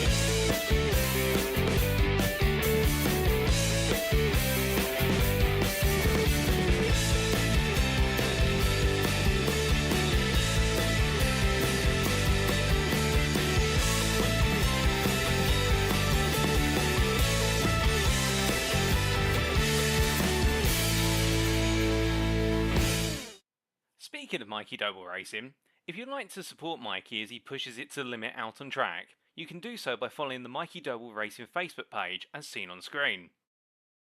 Additionally, if you want to represent the 88 Army at a BTCC weekend, Mikey Doble Racing has some fantastic merchandise available just for you, as may be found either via the Mikey Doble Racing Facebook page or alternatively in the Doble Motorcycles store at dobledirect.co.uk.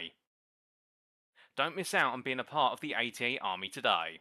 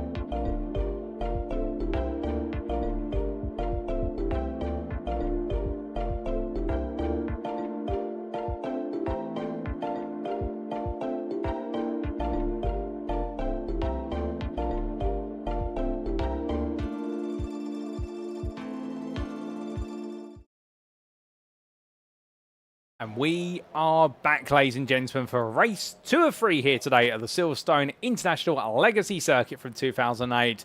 And well, my, what a race number 1 we had. It had a little bit of everything, from a safety car being called on the open lap due to an incident going into turn number 1, all the way through to some brilliant battles and some standout performances. And while there are plenty of performances out there, and we can't name them all, but we can definitely highlight some, including Wojciech Rd6 returning to the top step immediately on his return to racing. Just pitched his way past Isaac Doble with 3 laps to go, with Isaac Doble just dipping a toe onto the wet line down to Abbey Hairpin and going deep.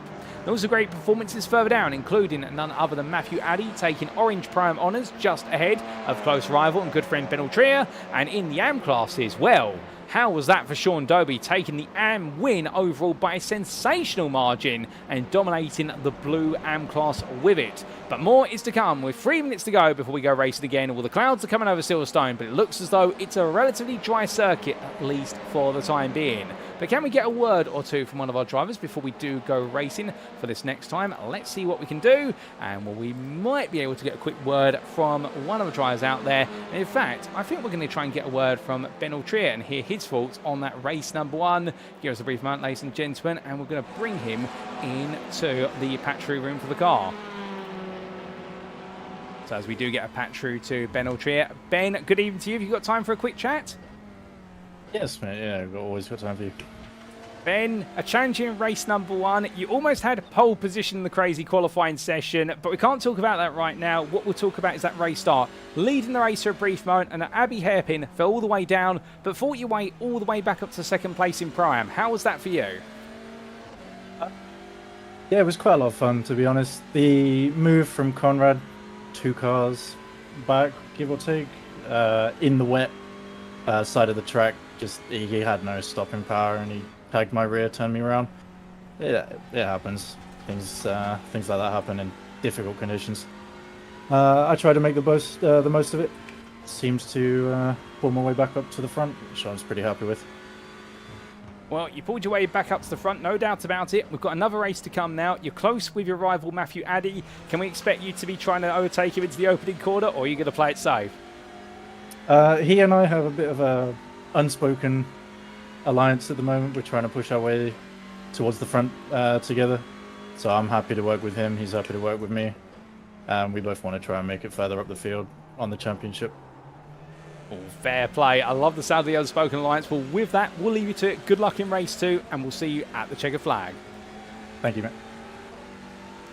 So here and there, ladies and gentlemen, from Ben Trier, a quick word from the man who definitely taking it all in his stride following what happened at the start of race number 1, and he explains to us there why we saw him did have that incident. We didn't know what put him down the order, but it was Conrad Cooler coming in a bit too hot, according to what he observed, and being on the receiving end of that contact. But Ben, always cool, always calm, always collected, and I can imagine now as he heads into this race, he's definitely going to be wanting to work his way forward. And remember, of course, after this one, we do have the reverse grid draw, which could be anywhere from 13th through to 23rd, and that's going to be a sizable reversal of the grid.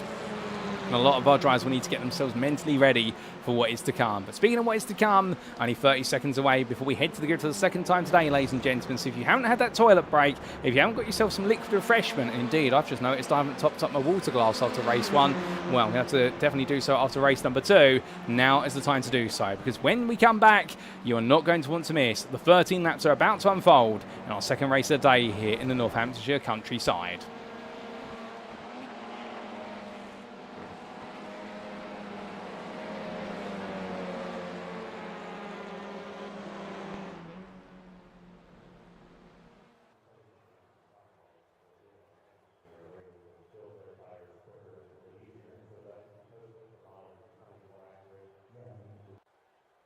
So as our drivers make the way onto the grid, this is how they'll line up for our second race of the day. Starting at where they finished off in race 1, Wojciech Rd6 with maximum success ballast takes to the tarmac for Semper Racing. He's on pole, he's joined on the front row by Doble Sim Racing's Isaac Doble. Then we have the rest of the Doble family behind, Mikey Doble in 3rd and Joseph Doble in 4th. From the Doble Sim Racing trio, it then comes to your pro and from Orange Lobby pole sitter, Matthew Addy, who starts in 5th place for WSS Racing.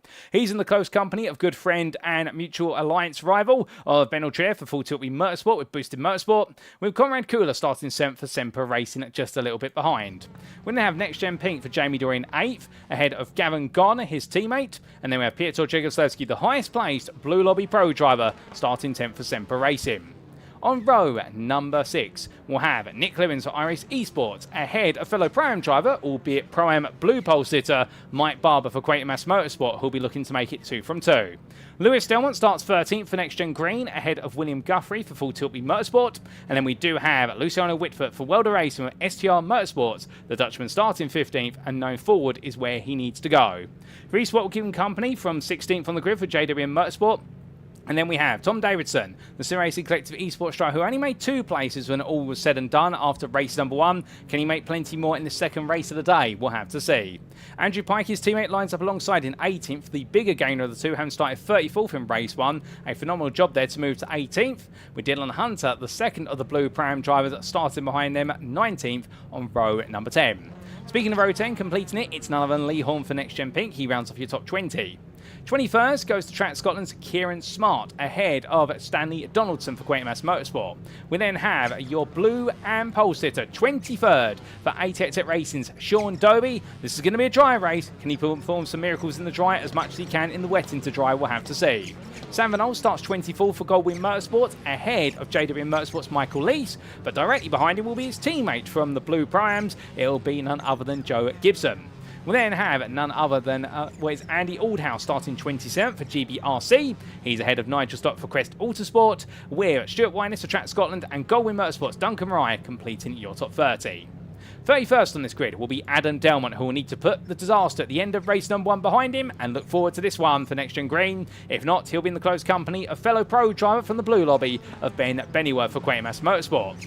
Alan McCain starts 33rd for iRace Esports, with the Orange Pro-Am driver in the company of the Orange and Pole sitter 34th. It's none other than Matthew Jordan looking to make it 2 wins out of 2 for Next Gen Pink. With Andy Chell just behind him for Quatermass Motorsport, ahead of Lewis Mason for Aztec Racing. And then we do have on row number 19, the pairing of Carl Thompson and William Kurtler for GBRC and Aztec Racing. Rhino Esports' Marcel Fritsch will look to try and move forward in this one from 39th on the grid, ahead of Fraser Rostance for Next Gen Black. And then we do have 41st on this grid, Phil McDougall for CXR Project Black, ahead of Alexander Paulik for World of Racing with STR Motorsports. 43rd is going to be Mark Sykes for WSS Racing, ahead of Slawomir Jaworski for Semper Racing. With Sam Smith line up 45th for iRace Esports, ahead of Alex Meredith for WSS Racing. A difficult race number 1. Can it all come undone and go good in race number 2? We'll have to see. Thomas Delaney lines up behind him, 47th for Next Gen Black, with Matthew Cheverton 48th for Aztec Racing. And then last but not least, it's going to be Ben Gregory for Full Tilt Motorsport with Boosted Motorsport, and alongside him will be Mark Hughes for GBRC. Mark Hughes having some technical issues with the car going onto the grid in race number 1. Have those technical issues gone away? I'm not 100% sure, but what I'm certain of right now is we do have an absolutely packed grid here, and very shortly we will be seeing the race start once again, and we'll Wojciech Swerdic. We'll see if he can get it all done, albeit with a lot of success ballast in the car, and will that heaviness, will 56.1 kilograms be enough to hold him at bay, or can he run away with it in the Audi RS3? Further back, Mike Barber knows he's not got any of his class rivals beside him, but he's got to move forward. But here go the lights, ladies and gentlemen, and for the second time today, it's 1, it's 2, it's 3, it's 4, it's 5 lights. And it's lights out, away we go. It's a quick run of lights there, and Wojciech Swerdic immediately gets a good start off the line. Isaac Doble meanwhile falls backwards there as the Hyundai driver has to go defensive versus his brother Mikey. Joe Doble meanwhile have a very slow start as they roar the way into the opening corner, and as they do, we look to the blimp camera there as everybody makes their way on around, and as they do, a couple of drivers running a bit wide, including one of the JWM Motorsport cars. I believe that might be, I think in fact that's William Guthrie for Full Tilt Motorsport taking the trip out wide, but as everybody comes down into the braking zone here, Maggots into Beckett's for the first time, where it's going to get very squeaky bum here as Dylan Hunter's had a lightning start and battling side by side here with Mike Barber, who's squeezed on both sides. He'll feel as though he's been put for his paces. Contact there between Hunter and Barber, and Hunter survives it. Mike Barber goes around, cars to the barrier in the rear of the picture. That, I believe, is one of the JWM cars that's gone around, but as they all come down towards Abbey Hairpin, well, it's not over yet, and Phil McDowell's been caught up in some drama further back. And there's going to be even more drama there, as that is Marcel Fritsch being expounded out wide. He follows in the footsteps there of none other. Well, in fact, that's not Marcel Fritsch. Let me correct myself. That, I believe, is the car of none other. Just trying to discern as well as I think that might have been the car of Nigel Stock having a bit of an excursion, but it's all gone wrong for them. But meanwhile, as they all bring it back together, well, right now, from the back of the field, there's a bit of drama. There's not drama at the front of the field by comparison. That's for certain. And Wojciech in control as he comes towards the end of lap number 1. Looking a little bit further back in 11th, Luciano Witvoet here having to fend off Lewis Delmont is all fired up. Delmont definitely right now looking very, very galvanised here compared to race number 1. And he's all over the back there of both Witvoet and Jegoslavsky. Jegoslavsky falls back behind Witvoet as Witvoet gets the better run onto lap number 2. So he moves up to 10th place as Luciano Witvoet and Jegoslavsky still trying to find a bit more momentum in his Audi versus that Witvoet. Further back, meanwhile, it's too wide there at the apex of Cops Bend, and that is Dylan Hunter versus Danny Donaldson. But here comes Mike Barber as well. It's Quatermass versus the Adapt Sim Racing driver, albeit it's 2-on-1 here. But what can the American do versus the Britons? Well, we'll have to wait and see as they come down to the brakes, and they go too wide here into the apex, albeit Hunter on that outside. He's not going to have an easy time of this. We ride on board looking from your third place driver in the blue Pro-Am group, and that is Mike Barber right now trying to get involved here as they power their way in towards Abbey Hairpin at a stretch. But you can see there Donaldson leaving the door open, trying to attempt Hunter to try and outbrake him on that inside line. But we know even in dry conditions how late you've got to brake on the outside compared to the inside. As Barber's turned sideways, there's contact for Mike Barber, and that was Adam Delmont coming on through. So Barber being given the tap, and that's going to enable Stanley Donaldson now to really settle down here and trying to hold off Dylan Hunter by himself. Albeit I'm not sure if Donaldson will be too happy about that, because he would have liked to have made it a 1-2 of his teammate. But right now, Mike Barber's got other things on his mind, including an Orange Pro driver who's really keen to get through. But Dylan Hunter up the inside of Donaldson here in towards Brooklands, where he's going to get up the inside there.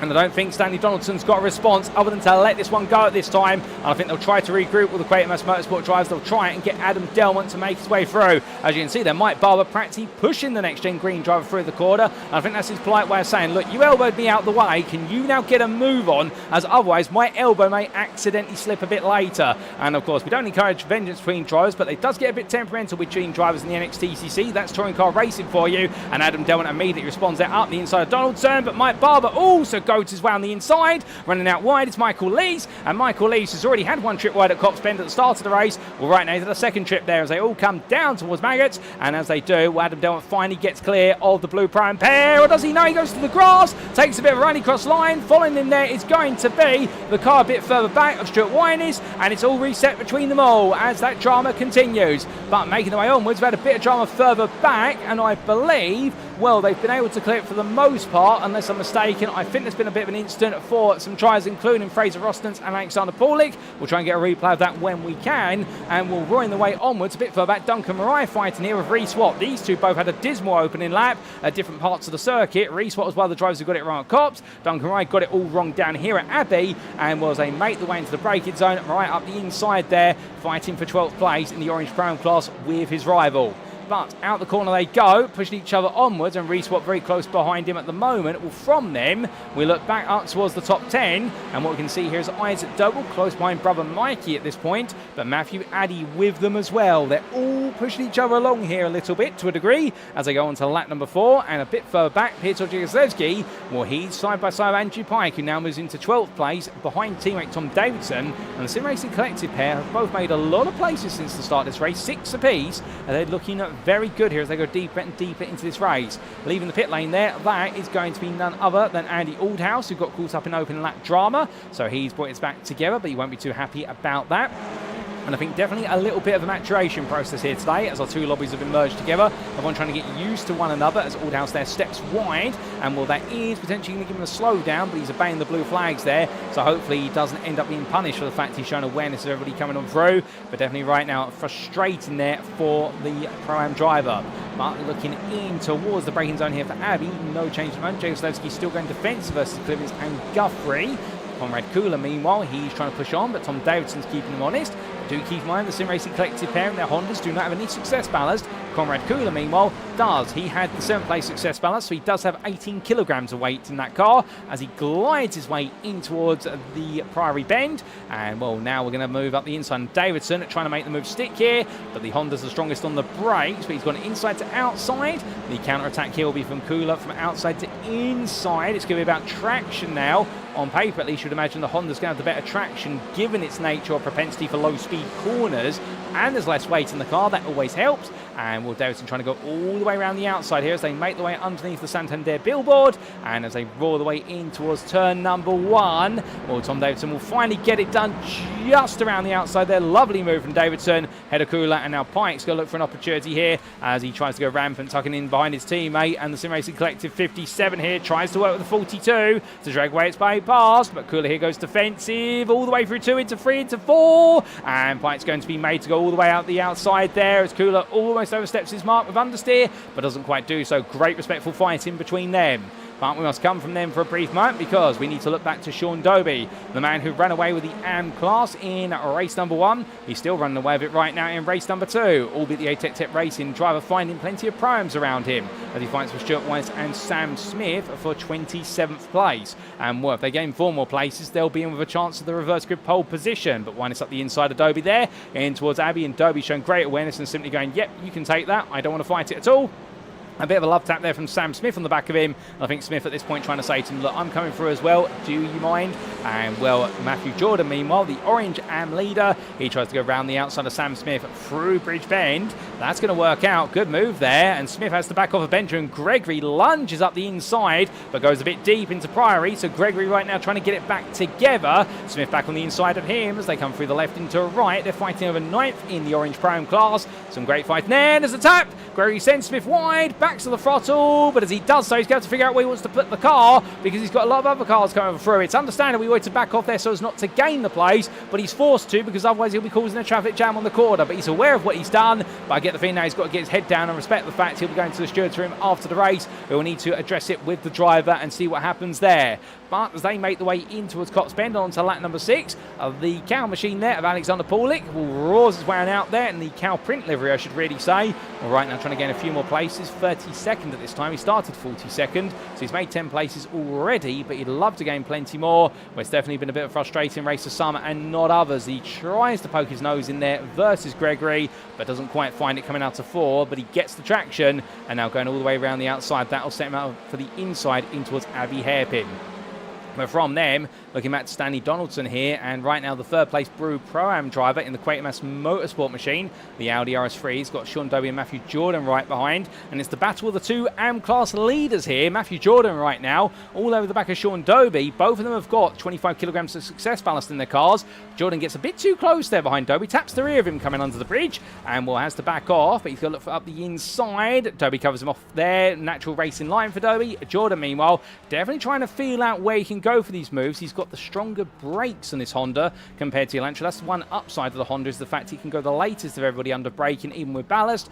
But Jordan right now looking one way, then the other. Decides to cut it very deep there into Luffield Bend. I don't think that was the move because he's lost a lot of momentum. And in fact, now he has Simon Jaworski up his inside. I was going to say he wasn't turning in there, and that is because he's got the Semper racing car making its way on through. And Jaworski here trying to move up to 29th place. But is Jordan going to let it drop? We'll see here as he comes in towards turn 1. And the answer is yes, he will. And I think Jaworski there making it very clear that move is on, whether he likes it or not. Further back, albeit effectively to the best part over a couple of laps down, but let's not forget about them. We've got Phil McDougall and Carl Thompson. They might be the last of your runners out there, but they're enjoying a fight for 6th place in the Blue Prime class. And Carl Thompson right now trying to get a bit closer as they make the way up towards Maggots Bend, albeit I think McDougall is now gradually pulling away a little by little. But we will see what happens between them. As from them, let's come all the way back up onto your lead lap in the front of the field. And here we can see the fight for 4th place overall. It's Addy, Gardner and Altria. And well, that is going to be Ben Altria up the inside of Gardner, coming through turn number 7. In towards 8 they come. And right now, the Vauxhall Vectra inspired livery here, trying to hold on for Full Tilt Motorsport. He's going to go outside to inside, coming out of the switchback of none other than Luffield Bend. But is he going to find it? And the answer is no. Not at this time. He's instead going to roar his way through turn number 10. Up towards 1 he goes. And Altria right now wants to try and get a little bit close to Addy, trying to work with him. But understandably, both of these drivers, as much as they want to work together, they also want some championship points. However, I think right now they'll be looking more towards race number 3. Further back, that's 2 wide as it comes in towards turn number 1. and William Guthrie there on the outside of Nick Clibbins, and both of them go deep. Also Sam Vanol, Conrad Kula in fact goes very deep out there, and Lee Horn takes one, takes two. Can he take three and do them all? And the answer is going to be the next gen pink driver. Yes, he can. Up the inside there of Clibbins, under braking through Maggots into Beckett, and gets it done. Lee Horn gains 3 places for the mistakes of 3 drivers all through Cops, where they all elbowed each other wide, and Lee Horn was just there to pick up the pieces. But we look back from the rear of the number 36 Honda at this time, and the next gen pink driver up to 12th place, but now he's got a lot of pressure on him as they break the way down, and you can see they're trying to go all the way around the outside. Oh my good lord, who's that taking the rally cross line to rejoin that? That's Ben Ultru suddenly rematerialising. How on earth did he get there? I do not know, but he's been involved in a big shunt as Ultria, and he's dropped all the way down to 11th place. That's not the way he's waited to go, and well, Lee Horn in all of that is able to stay ahead of Nick Clemens for a brief moment, and well, that was an unexpected Ben Ultria. I didn't have that on my bingo card today, but as they come in towards turn number 8, right now, Lee Horn trying to find his way past the heavily damaged full tilting motorsport machine.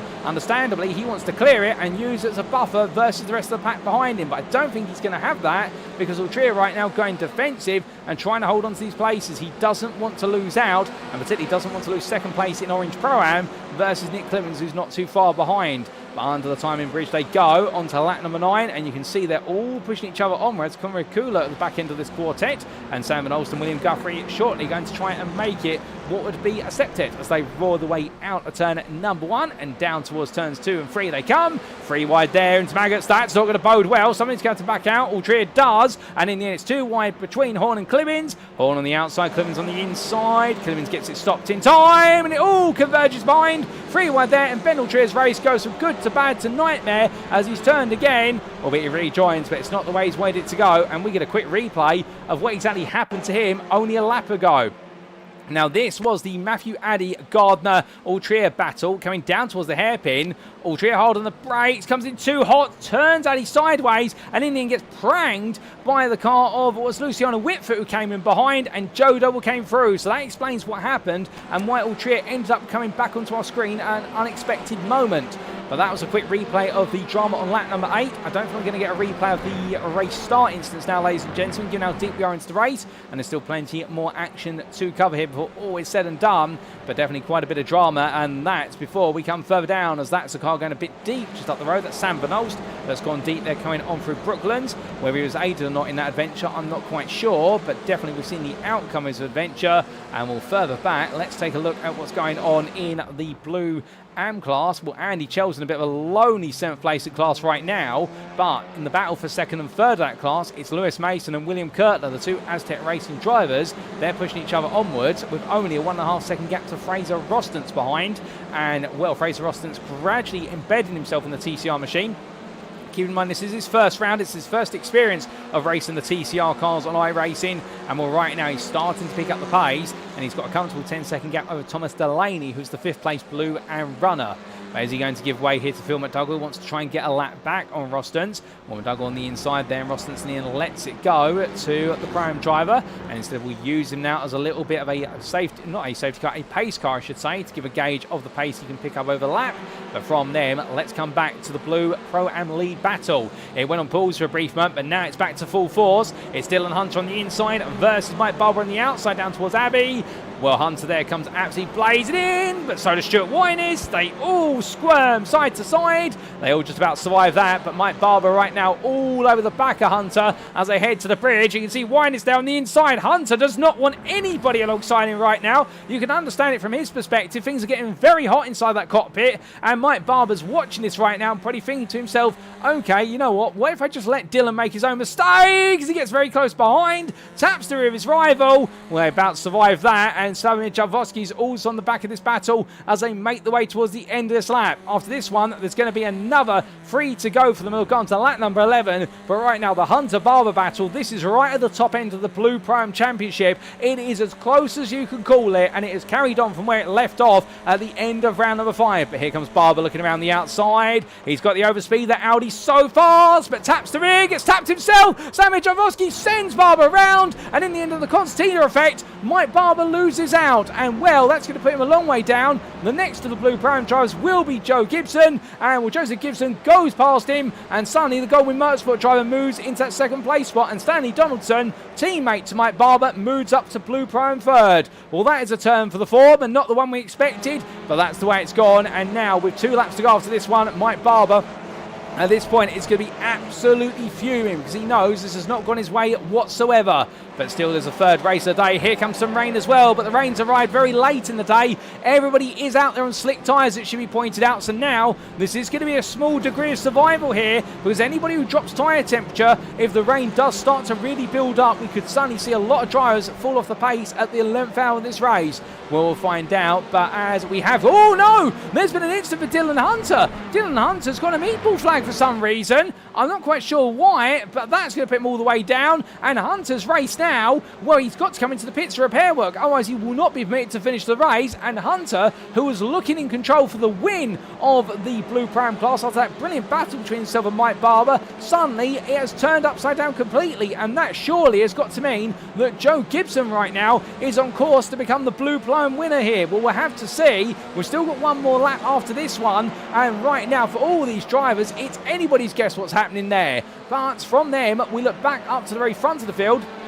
and Isaac Doble right now, with 50 kilograms of success ballast, has to keep behind him Luciano Witvoet, who's got no success ballast in that car. And you can tell because look at how he's converging on his rival as they come down towards the hairpin. Well, through turn 5 they go, but Isaac Doble knows all he's got to do is just defend the inside as the rain continues to accumulate. And this is definitely making the conditions treacherous. And well, lap times right now have not really dropped on that previous lap, but I suspect at the end of this one, they will be dropping by a second or two as Witvoet squeezes his nose coming out to bridge into Priory. And that is going to be Luciano Witvoet on the inside. Isaac Doble tries to come back at him here, all the way around the outside of Brooklands, and there is Witvoet making his way up ahead. But Isaac Doble here still looking for an opportunity. He rolls it nice and Deep as they roll away through Luffield Bend. Can he find a way through? I don't think he can. In fact, he's going to be made to wait as he looks one way then the other, and in the end squirming all over the back of Whitfoot's car here. Doble so close he could reach out and touch the rear wing of his rival. Well, Witvoet defends close to the wall, and Isaac Doble right now has to make a decision. Does he pin it to the wall? Does he not? He goes to the outside. Witvoet's going to have to defend on the inside. That's going to cost him momentum. The rain continues to fall at a growing pace, and it's only going to make it even harder.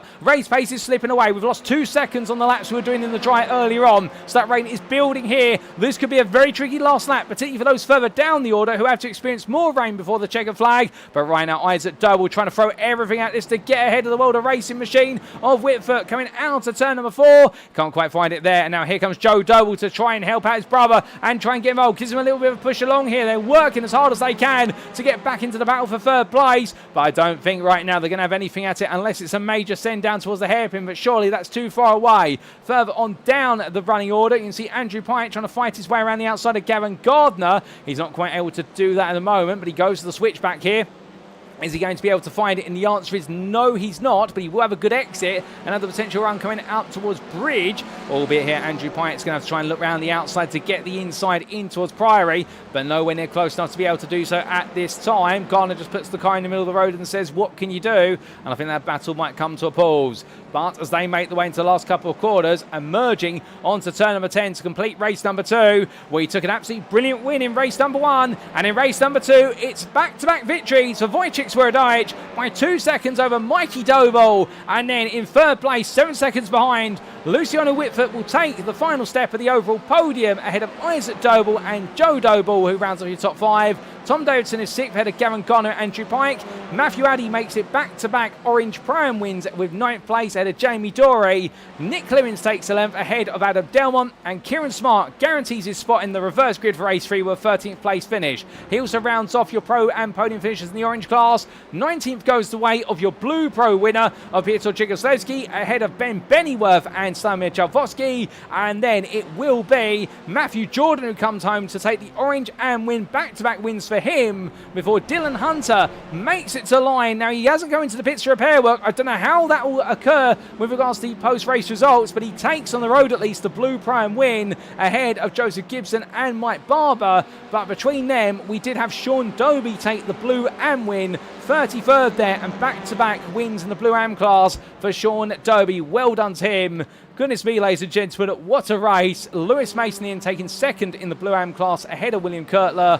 And, well, let's not forget Marcel Fritsch, who takes another second place in the Orange Am class ahead of Mark Sykes, who finished on the bottom step of the Orange Am podium. We've still got a few drivers to make the way to the checker flag, I think, or have we? I think, in fact, they've all made it home apart from Andy Chell. Let's give them all a round of applause. Regardless of whether they finished on the lead lap or not, they've all put in a brilliant effort in race number 2. But Andy Chell will be the last of your lead lap finishers here in 45th place, 7th in the Blue Am class.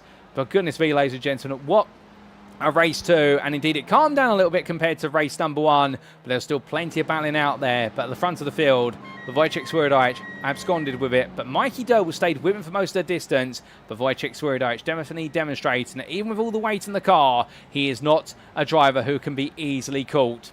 Further back, Dylan Hunter, well, the big question mark is whether he will be penalised for finishing the race with a damaged car, a car that needs to come into the pit lane for repair work. If he is, that is going to be an absolutely horrible way to steal away the glory of the man who held on to the Blue Pro win in an absolutely ferocious battle between himself, Mike Barber, and also Stanley Donaldson. But a great fight between the trio there, and I think there'll be a lot of respect given and exchange between them down in the pit lane afterwards. It was a fantastic fight. But Stanley Donaldson, in the end, just missing out versus teammate Mike Barber. But understandably, Michael wants it just that little bit more because he is locking horns with Hunter in the Blue Pro Championship battle. But into the pit lane they all come, and as they do, let's take you through those race results subject to any steward's inquiries. And here they are. So after another 13 laps, no safety car this time for race number 2 of round number 6 of season 9 of the NXTCC, brought to you on iRacing and powered by Doble Motorcycles, Wojciech Swierdijk taking victory for Semper Racing there overall, and also in the Orange Lobbies Pro class ahead of Mikey Doble for Double Sim Racing and Luciano Witvoet for World of Racing with STR Motorsports, who rounded off your overall podium. Isaac Doble took 4th place for Double Sim Racing ahead of Joe Doble. They couldn't quite make the way back onto the back of Witvoet after his brilliant battle with Isaac, but a fantastic fight between them. Tom Davidson took 6th, having started a long way down the order, having in fact started all the way down in what was 17th place. What a drive from him to make himself into the top 6. Behind the TSRC driver, it was Gavin Gardner for NXTGEN Pink, who held off the attack of Andrew Pike to the line, with the TSRC driver settling for 8th ahead of your Orange Prime winner of Matthew Addy for WSS Racing. And well done for Matthew Addy for making it back-to-back Orange Prime wins. Jamie Dory took 10th for NXTGEN Pink, and outside the top 10, best of rest in 11th was your Orange Prime runner-up Nick Clibbins for iRace Esports. Adam Delmont was 12th for NXTGEN Green ahead of Kieran Smart for Track Scotland, who rounded off the Orange Pro and podium. Lee Horn took 14th for NXTGEN Pink, and Sam Van Os rounded off your overall top 15 for Goldwyn Motorsports. Your top 20 was completed by William Guthrie, Michael Lees, Alex Meredith, who did well, it should be pointed out, to make his way from a 46th place start all the way out to 18th place. Well done to Alex. And behind the WSS Racing driver, Piotr Jagiełłowski, your Blue Pro Class winner for Semper Racing, and Ben Altrier, who round off your top 20 for Full Tilt Motorsport with Boosted Motorsport, and he'll be gutted with how that race went. Outside the top 20, let's not forget about them. Alan McCain was 21st ahead of Ben Bennyworth, with Slammer Jaworski 6 seconds further behind. And there were Stuart Winnes and Benjamin Gregory, with Slammer Jaworski, of course, being the last of the eligible reverse grid potential pole sitters with that 23rd place. But outside the top 25, Matthew Jordan was your Orange Am winner, 26th for NXTGEN Pink, ahead of Conrad Cooler, Matthew Cheverton, and then your Blue Prime winner, Dylan Hunter, 29th there for Adapt Sim Racing. It does stand, that result, at least provisionally for now, despite the damage on the car, and well done to Dylan. We'll see whether it's held after all the results are accounted for after today. Marcel Fritsch was your Orange Am runner-up there in 30th place with Rhino Esports, ahead of Alexander Paulik, with Reese Watt and then Sean Doby making it to 33rd. And a congratulations to Sean there for the Blue Am victory for 8 Racing. Joe Gibson was your second place Blue Pro-Am winner in the podium positions there for Goldwyn Motorsports, ahead of Duncan Rye, with Mike Barber rounding off the Blue Pro-Am podium for Quatermass Motorsport. And then it was Lewis Mason, run-up of the Blue Am drivers at Aztec Racing, head of Sam Smith. Mark Sykes was your third place finisher in the Orange Am class, 39th, and Fraser Ostens in the end came on home to take his first podium in the Blue Am class on his debut round for NXTGEN Black, third in the Blue Am class, 40th on the road.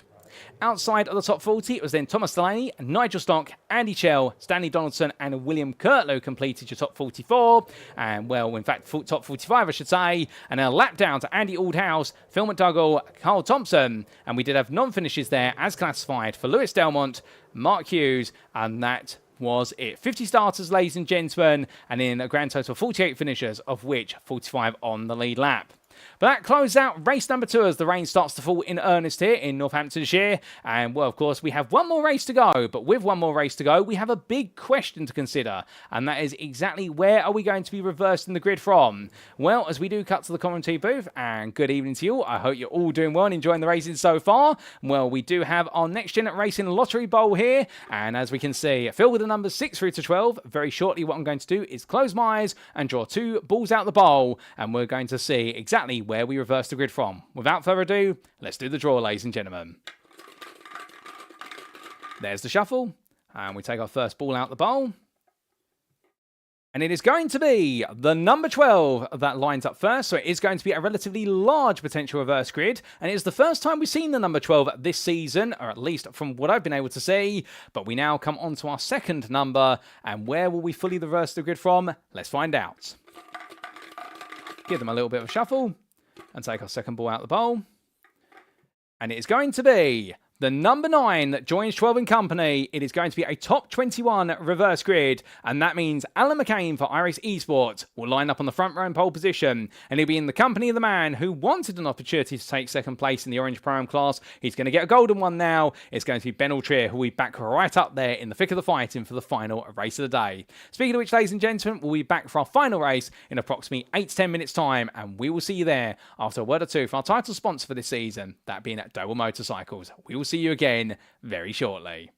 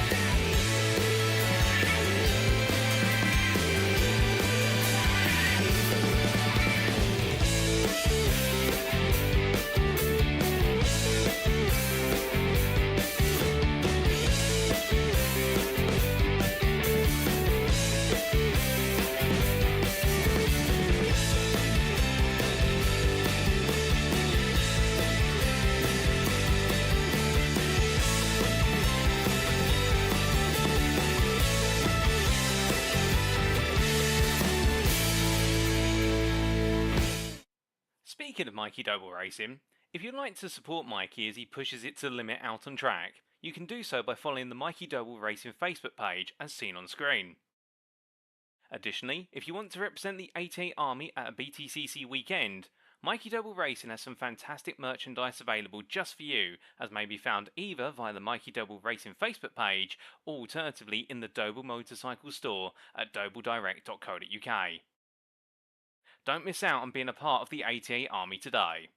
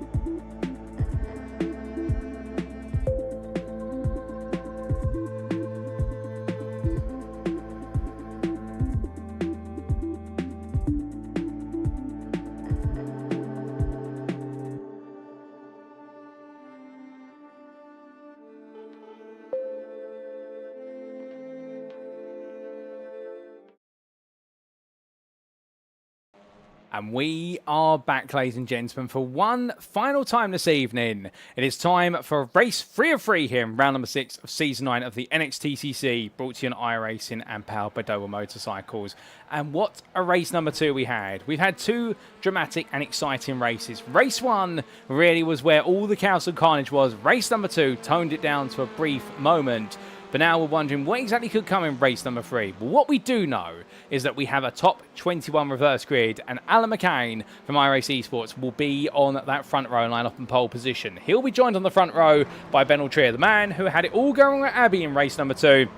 And now he's given a second chance of redemption here. But of course, he's going to have the best part of plenty of drivers, 19 of which behind him, all queuing up, and he's got to find his way past Alan McCain along the way. But many of our drivers will now be thinking about what's to be uncovered in this final race. But as we do get set for one more tour of the Silverstone Legacy Circuit, we need to grab a word from one of our drivers. And I think it's only fair we grab a word from the man who somehow held it all together when it all seemed to be falling apart. Let's get a word with none other than Dylan Hunter. Dylan, have you got time for a quick chat? I do.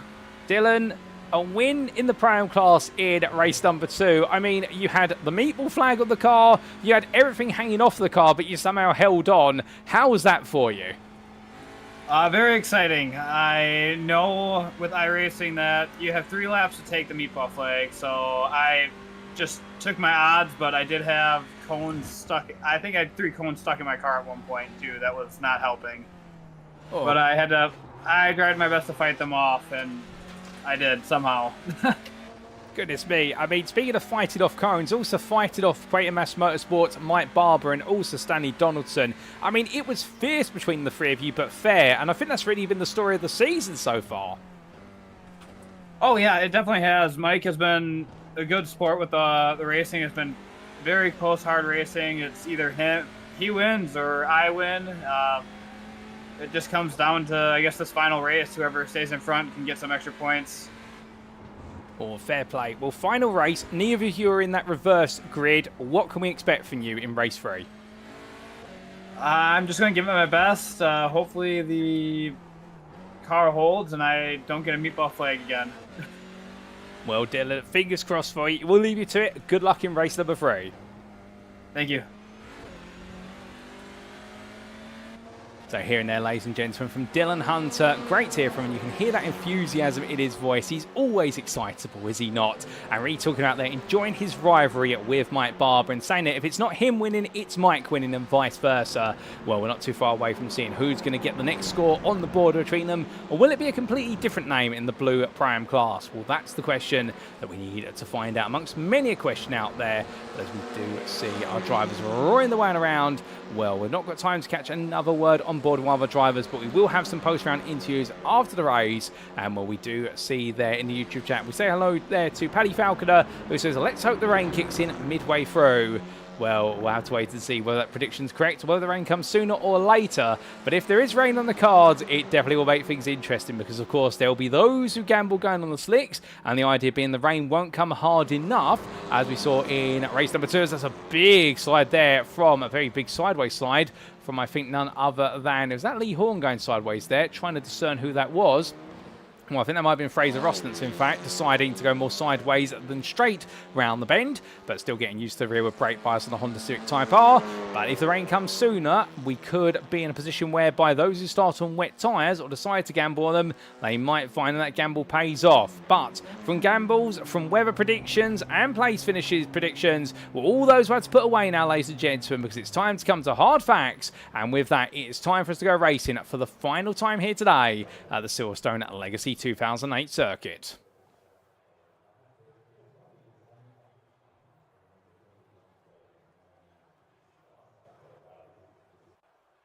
So as our drivers make the way to the grid, it's going to be a top 21 inversion, and this is how they line up for our final race of the day. Alan McCain takes top 21 reverse grid pole position for iRacing Esports. He's posted to overall and also in the orange Pro-Am class. He'll be joined on the front row of the grid by Ben Altrier for Full Tilt Motorsport with Boosted Motorsport. Behind them, starting in third place, Piotr Jegosewski. He's rewarded for his persistence and consistency over the entirety of the day. He will be Blue Pro pole sitter for Semper Racing. He'll be in the company of Alex Meredith for WSS Racing, who starts 4th, and then he will have behind him Michael Lees, the Orange Pro-Am driver for JWM Motorsport, ahead of William Guthrie for Full Tilt in Motorsport with Boosted Motorsport. Sam Van Ols begins this one in 7th place for Goldwyn Motorsports, ahead of Lee Horn for Next Gen Pink. And then you have Kieran Smart for Track Scotland and Adam Delmont for Next Gen Green. Two drivers will definitely be looking for a bit of redemption after a dismal race 1 and race number 2 respectively. Coming then on to our next drivers, we'll start in 11th place, Nick Clemens for iRace Esports, head of Jamie Dory for Next Gen Pink. That's your 6th row. Row 7, meanwhile, goes to the pair of Matthew Addy for WSS Racing and Andrew Pint for the Sim Racing Collective Esports. But keep in mind that Matthew Addy's got a bit of weight in that car, and he's trying to make it 3 Pro-Am wins back-to-back here today in the Orange Lobby.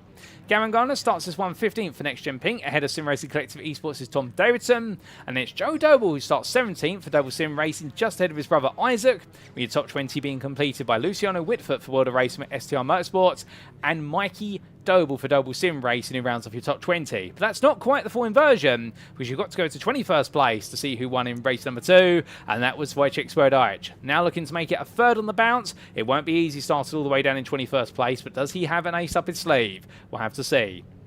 Alongside the Semper Racing driver will be Ben Bennyworth for Quatermass Motorsport, and he'll be the 2nd of your Blue Pro drivers on this grid, just ahead of Slavomir Jarvoski, who gave him close company in race number 2. Will there be more fighting between them in race number 3? We'll have to see. From the Semper Racing driver, it's Track Scotland's Stuart Winus in 24th, with Ben Gregory for Full Tilt Motorsport 25th, ahead of Matthew Jordan for Next Gen Pink. And the Orange and pole sitter there, looking to try and make it 3 AM wins in a row today. But he's got Conrad Kula behind him for Semper Racing, and also Matthew Cheverton for Aztec Racing. They make up your 14th row. On row at number 15 to complete your top 30, well, Dylan Hunter there, we heard from him only moments ago. He held on by a hair's width in race number 2 to take the Blue Pro-Am win. Can he do it here in race number 3 for Adapt Sim Racing? Marcel Fritsch will keep him company. What will be there your 2nd place Orange Am starter? He starts 30th for Rhino Esports. Behind them on this grid, starting in 31st place, Alexander Paulik. He's had a miserable day of results today for World of Racing at STR Motorsports. He'll be hoping that something comes forward for him in this final race. But from the German to the Briton, it'll then be Reese Watt, who starts 32nd for JWM, head of Sean Doby, who will be trying to make it 3 out of 3 in the Blue Am class there for ATEC Racing. He'll be in the company of Joseph Gibson for Goldwyn Motorsports, who had a great end to his race in race number 2 in the Blue Pro-Am class, taking that 2nd place spot. Head of Duncan Rye for Goldwyn Motorsports, and Mike Barber for Quatermass Motorsport, who'll be looking now to chase down that win in the Blue Pro-Am class for the 3rd time of trying. From him, it'll then be Lewis Mason for Aztec Racing, ahead of Sam Smith for iRace Esports, with your top 40 completed by Mark Sykes for WSS Racing and Fraser Rostance for Next Gen Black. Outside the top 40, starting in 41st place, it will be Thomas Delaney for Next Gen Black, ahead of Nigel Stott for Crest Autosport. And then we do have Andy Chell, 43rd on the grid, 5th of the... In fact, 6th for the Blue Am starters for Quatermass Motorsport, ahead of his teammate, Stanley Donaldson. Expect him to fight his way through the order. William Kurtler starts this one in 45th for Aztec Racing, ahead of GBRC's Andy Aldhouse, with Phil McDougall for CXR Project Black in 47th, ahead of Carl Thompson, with the GBRC drive being followed up by the pair of Lewis Delmont, who starts 49th for Next Gen Green, and Mark Hughes, who starts last but not least 50th on the grid for GBRC. They finally got the technical issues resolved on the car, and he is now good to go. And that's great to see for the 495 driver after difficulties for race 1 and 2. He's finally here to take to the grid for the final time today. So 50 starters, all in their fine glory, and 13 laps are just around the corner. There's cloud out there, but there's also a bit of sun. We don't know which way the weather's going to go, but tyre choice-wise, well, it's a mixture, ladies and gentlemen. A lot of drivers have gone for either the wet or the dry. There's more wet than dries out there. I do wonder whether Slick Runner's optimism is poorly placed, but they could prove us wrong potentially if the rain goes the other way. We're not too far away from finding out as the lights go on. So it's 1, it's 2, it's 3, it's 4, it's 5 lights. And it's lights out and away we go for the final race of the day. And Alan McCain gets a good start, but those wet tyres will start to boil very quickly. Ben Altria, meanwhile, will need to get his slicks up to temperature. When he does, he'll come on strong. In towards the opening corner, they all go. And as they all roll the way in for the first time of asking, you can see there, 3 wide further on back. It's side by side as they all come through. A bit of run wide there for Piotr Jagosleski, but he brings it back together. It's 3 by 3. The top 3 breakaway, but then it's the scramble for 4th place. But moving to 4th is William Guthrie as everyone tucks in behind. And a bit of a squeeze there. and well, Pietro Giovinazzi comes back as ejected out wide. That's going to be Michael Lees, who goes a very long way off into the distance. He rejoins. Benjamin Gregory, meanwhile, hits the tyre barrier there as he comes skidding across the road. I'm not sure how he got there, but I know how he's ended up. And as they roar the way on towards Abbey, well, there's drama for Benjamin Gregory. You couldn't make it up for the full tilty motorsport driver. He's had a nightmare day here today, and we do have some damage on the cars for Duncan Wright and also Joe Gibson. But in towards the breaks over Abbey they go. 2 by 2 by 2, they all break the way down. Alexander Paulik there battling side by side with Wojciech Swierdajc, and Swierdajc has had a slow start compared to Paulik, who's gained 11 places since the start. He's had a phenomenal run into this race as Alexander Paulik, so we'll have to wait and see exactly how far he can go in this one. But the rise he goes and in towards Priory for the first time, and Paulik right now definitely putting some pressure on his rivals in front as he tries to gain more places. Side by side there with none other than Jaworski up the inside of him, already coming in towards Brooklands, and I get the feeling Alexander Paulik here, it's going to be a question of when, not if, he'll be breaking into that top 15. But through the final major corner they come, and as they do, we look back to the very front of the field, and after one lap, it's Ben Altrier who leads oval and in Orange Pro-Am. Ahead, a fellow Orange Pro-Am driver, Sam Van Olst. William Guthrie sits in third, and then you have Kieran Smart in fourth. Andrew Pike sits fifth, ahead of Alan McCain, the first of your wet runners. He's sixth, ahead of Tom Davidson, followed by Piotr Czechoslovaski. Adam Delman sits in ninth, and Lee Horn is 10th, and best rest in 11th is Alex Meredith, who's had a bit of a good start here as he roars his way onwards towards Maggots. But can he find a way around the outside of Lee Horn? Well, he's going to try it here under braking. It's not going to quite work out this time. All of them coming down onto the anchors. And as they all roll the way on through, well, the cloud is definitely coming over here. I think the rain's going to be on its way over in the next 2 to 3 laps. And that's definitely going to upset the momentum of all the slick runners who right now will be hoping that they've made the right call on the tyre. Elsewhere, we have had some drama further down in the Blue Am class. Lewis Mason is the Blue Am leader ahead of Sean Doby, who is 5 places behind him, so from 28th to 33rd. So there's been a change there. Not quite sure how that's happened, but Lewis Mason's definitely picked up and trying to squeeze his way out the inside of Stuart Wyness there. He doesn't need to risk it, but he's going to go for it. He wants to gain some momentum. Sean Doby further back, meanwhile, battling side by side with Stanley Donaldson as they come out of the corner. Nothing between them at the moment as they roar the way up towards the bridge. Through the right and in towards the left they come, and as they do, a little bit of a tap there, but Gibson just in fact that was, yes, it was Stanley Donaldson, in fact, not Joe Gibson, my apologies. And well, the two making it way on through. We've got some gravel being kicked up there on the exit of Brooklands corner, but it seems though whatever's happened there has settled down for now. There's so much fighting going on left, right and centre. Isaac Doble's all the way down in 26th place. He's had a bit of a different start to this race, albeit he's down on the wet tyre as well. So we have got a lot of slick runners who are trying to bludgeon or bulldoze their way up through the field at the moment as quickly as they possibly can. But as they come across that timeline, well, lap number 3 gets underway, and we need to take a look back at some of the incidents from the start of this race, including the big incident for Michael Lees. Now, this was the opening lap. Lees was in a 3 wide, factor 4 wide here coming down in towards Maggots, and in the end, he... Ooh, goodness me, I think there was a bit of netco contact there, and that would have been Piotr Jagoslewski who sent him straight on, if so, unless that was his own volition. So that was Michael Lees. Meanwhile, this happened to Benjamin Gregory.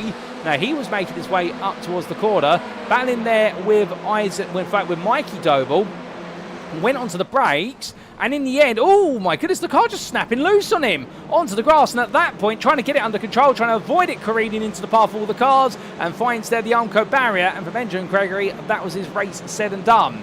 We had this for Alexander Paulik, meanwhile, as the number 32 Calprint machine made its way in towards turns 2, 3 and 4. And in fact, there's the proof. That is the contact between Gregory and Paulik. So that's what sent Benjamin Gregory on his way. And Alexander Paulik was able to survive that just about as he made his way on through. So a bit of drama there, but that explains the story. Well, we also had a bit of drama a bit later on, including this for none other than Nigel Stock, as he made his way down towards Abbey Hairpin, or 3 wide there between himself, Mark Sykes, and also Thomas Delaney. They all made the way under braking. Oh no, that went one way and the other, and I think Thomas Delaney coming loose there from some contact and collecting everybody around him. Well, there was your open lap drama. Let's come back to your live racing. And as we do, we're going to lap number 4, and there's still plenty more in store here today, as Alex Meredith right now battling with Matthew Cheverton. And look at this. Well, the Blue Plo class has been dominated by Slavomir Jaworski for the first 2 races, but Matthew Cheverton now getting his fangs out and absolutely tearing his way up through the field. And Meredith there on the outside, coming from Maggots into Beckett. I don't think he's going to be holding on to that place versus Jaworski, who immediately comes back through, and Jaworski now has the bit between his teeth as he tries to chase down Cheverton. Meredith has now got Matthew Jordan behind, and Matthew Jordan he is your orange AM leader. He's up in the 13th place here. This is staggering stuff from Jordan, albeit he has invested in the slick tyre, so right now he's gambled on it being dry for long enough to survive the race if the rain does come. I can tell you right now that in the race direction booth, they are constantly looking out the windows to see whether the rain is coming or not, because they're all excited to know what exactly is going to happen weather-wise, but we are still waiting to find out. Further back, Stanley Donaldson is the leader of the Blue Plurams as he makes his way up the hill through turn number 6 into 7, so he's had an absolutely brilliant beginning to this race. But something tells me that the Blue Pro-Am class has been absolutely turned upside down, because we are missing a long way out the order Dylan Hunter, as we are the likes of Mike Barber. They've all been muscled down the order, and well, I think that's all where we've got wet starters, because right now Donaldson is on the slick as well, and I think everybody who has invested in that wet tyre, they might be ruining it, because it doesn't seem to be coming on wet at the moment. And well, right now, if the rain doesn't come within the next 4 laps, you would imagine that the slick tyre might be able to hold unless it's heavy rain, given the fact if it's light rain normally takes about 3 to 4 laps around here before we start to hit the crossover point, and well, by then it'll be too late for the wet runners if the rain was to come on lap number 8. So it's going to be interesting here, but what's more interesting from theory to what's on your screen is that it's going to be there. Stanley Donaldson trying to pick his way past Clibbins, Lees and Doble. He does so, picks all 3 of them off there in quick succession. Stanley Donaldson is flying right now as he tucks in behind Joe Doble, Luciano Witvoet and Piotr Jegowski.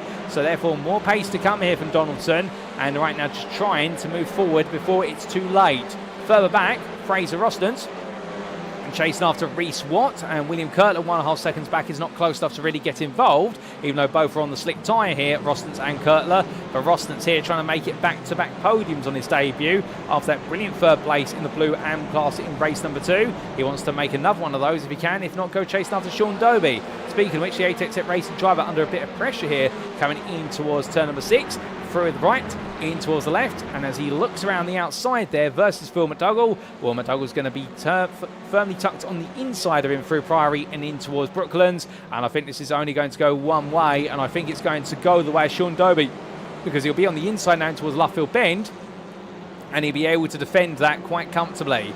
But we'll have to wait to see if that's how it's going to play in practice. He is boxed in there behind Gavin Gardner as they come out the corner. Indeed, it's very close between all of these drivers as they head across that timeline to go on to their 6th tour of the circuit under race conditions in this race. And Sean Doby keeping ahead of Gavin Gardner, who falls behind McDougall, and these two on the slicks as well. So that gamble for the slicks working out for them as McDougall dives up the inside of Doby and finally makes that move count in towards Cops Bend. But as quickly as that's happened, we must quickly come back to the front of the field, because right now your 2 leaders, well, they're both a full tilt B Motorsport with boosted motorsport. It's Ben Altrier, your Pram Orange and overall leader, ahead of the Orange Pro leader, William Guthrie, and well, they're trying to work together at the moment. They are 4 seconds clear of Kieran Smart, and they are gapping the rest of the field still, even with everybody else behind them on slicks like them. And I think right now these two just trying to hold formation, and they might scrap on the final lap or 2. But right now, given our race 2, when I can imagine both drivers here will only be thinking one thing: we're not to fight, we are to get this race home. But Stanley Donaldson, meanwhile, making another place up there past Lee Horn now as the slick runner continues to push forward, and he's got 3 more wet drivers to pass. That's Alex Meredith, Adam Delman and Alan McCain. And then the Quatermass Motorsport driver will find himself on amongst the slick runners at the front of the field. But he's really doing a good turn of pace here, but that goes to show you the dry tyre was definitely the right investment early on.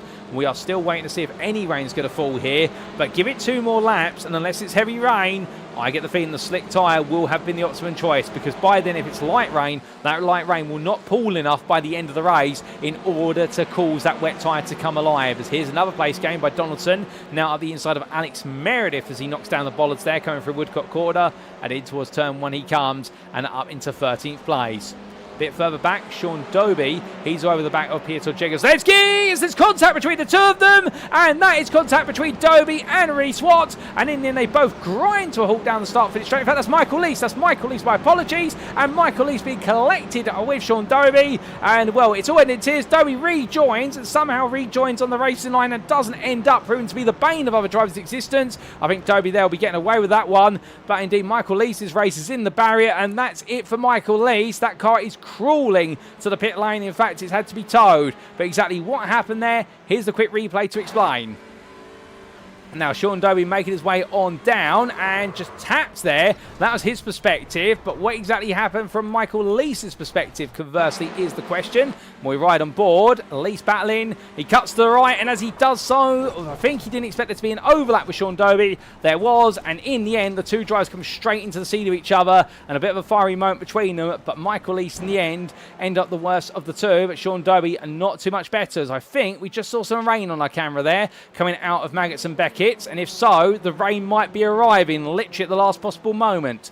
There's the rain. Here it starts to come. It's very light initially, but if it does start to build up, well, we'll see what exactly will happen from there. But William Guthrie and Ben Altrier, they're 4 seconds clear and maintaining their pace at the front of the field. They are in control. And further on back, well, there's plenty more to talk about further down the field you go, including as they start to flash their lights. Well, that's a change of places there. So I think William Guthrie's been told, take the lead, run away with it, because the rain is now drizzling down here at Abbey Bend, and I would imagine that rain is going to expand over the circuit. Further back, Slavomir Jarvosky, well, he's got Matthew Jordan for close company.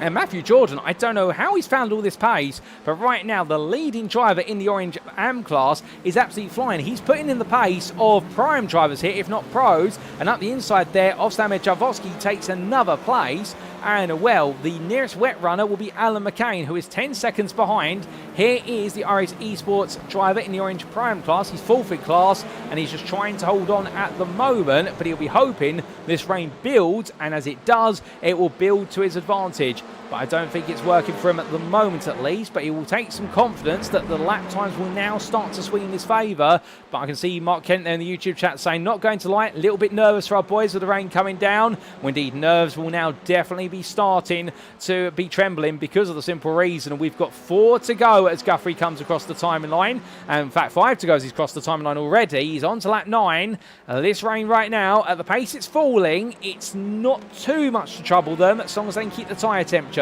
However, if it builds a bit more, it could swing the race the other way, as we say hello to Kip Stevens there in the Facebook chat, who is definitely excited there for the rain that's to come. But coming down in towards Abbey Bend, Altrier pushing Guthrie along right now. Guthrie seems to be struggling a bit more compared to his teammate. But from them, looking back, Mike Barber now, he'll be one of many drivers who'll be hoping that the wet tyre will suddenly switch on for him as he tries to battle his way around the outside of Reece Watt into 38th place. And what they're struggling, in fact, Watt into the pit lane with damage to the car. There's been an incident for Reece Watt recently. We haven't quite caught that on camera, but we are able to see it back on a replay, and here it is. Now, this is Reece Watt. In fact, this is Reece Watt rejoining after picking up major damage to the car. So what exactly happened to Reece Watt before all that is the question. Can we get an answer to it? And something tells me no, we can't, unfortunately. So we don't have what happened to Reece Watt. We only see what's the aftermath of his car, and that is he had half a car. So we come back to your live racing, and as we do, well, there's question marks to be answered over that one. But right now, everybody seems struggling out there, but the rain is building. Lap times are falling for the slick runners. Meanwhile, they are improving for the wet runners, as that's 3 wide for a brief moment between Hunter, Delaney and Smith. Hunter between the two. He parts the seas like Moses, and he manages to get it stopped. Does he get the move done? But not quite, because Sam Smith comes back at him there, but Dylan Hunter almost pulling off a 2-for-1 special coming down to Abbey. And Sam Smith holding the inside now, coming under the bridge, and that's going to force Hunter backwards a little bit as they head up the rise. But as they roar the way onwards, lap time update from our leaders on the slicks, 35s and 34s. Meanwhile, our wet runners, we're waiting for them to come across the line to see what they do. Alan McCain just crossed the line off camera, and he set a 34.1. We are in crossover territory. Enough rain is falling to cause the wet tyre now to become the optimum tyre. This means we're suddenly going to see the pendulum shift, but is it going to shift enough towards the wet runners at the closing stage of this race? Will the slick runners be able to hold on? Will they be able to keep tyre temperature, or will suddenly the likes of McCain and Adam Delman roar the way through the field? Well, we've only got 4 to go and then some change in order to find out. And with that, we look back to Luciano Witvoet ahead of Joseph Doble as they make the way in towards the braking zone here for Maggots into Beckett. And this is the battle for 17th place. Doble all over the back of his fellow pro driver in the orange lobby. Looks one way then the other. Can't quite find it at the moment, as I do believe that's Lewis Mason taking a traffic cone with him in the blue AM class. Down in 21st, battling side by side with Mikey Doble. And Lewis Mason on the dry tyre falling like a stone. But all the drivers here right now, everyone on the wet tyre will be absolutely ecstatic about this. Meanwhile, those who are not on the wet tyre, on the slick, they'll be struggling. Stanley Donaldson is a prime example. The Great Mass Motorsport driver falling back down the order there. Went very deep into into Abbey, I should say. I've got Matthew Addy on the brain, and we're coming in towards turn number 6. Right now, Donaldson is struggling here, and that rain has built up to the point. I think that slick tyre now has lost all its pace. In fact, the leaders, 42s and 43s. Meanwhile, we look to Alan McCain, who is making his way around as William Guthrie and Ben Altrier continue to swap places at the very front of the field, and both are struggling at the front from what I'm hearing in my ear coming out of Cops Bend. It was a big run wide for Ben Altrier, but here they come around the corner, and as we can see, Alan McCain heads towards the line with Adam Delmont behind him, and Alan McCain a 36.86. So laps are there. Guthrie and Altrier are definitely tiptoeing around here. They've got 2 more laps to go after this one, but they have got very little grip in their tyres as they make their way down towards the Abbey hairpin. I mean, braking this time, you can see the pools and the rivers of water building. Guthrie's going to brake very late. Does he get it stopped? Yes, he does, but they're literally trembling around the corner. Altrier follows him, and Andrew Pike, meanwhile, is not able to close up. He's just holding off Kieran Smart at the moment, but all of our slick runners at this point, they're just hoping, I think, that there's enough tyre temperature to see them to the finish. Joe Doble, meanwhile, battling up the inside there, Luciano Witvoet, and fending off Jamie Dory simultaneously. They're fighting hard. They're fighting over 14th place, as Slamir Jarvosky versus Matthew Cheverton. Well, these two have been fighting for some time, and both of them running very deep there on the slick tyre into Abbey Bend. They're both struggling out there as well. Cheverton's trying to find a way back ahead of Jarvosky, who is absolutely flying high right now to try and hold on to this position. These battles absolutely intensifying, and it's anybody's guess how this is all going to end. At some point it's going to have to end, but for whom is the answer? Who is the question?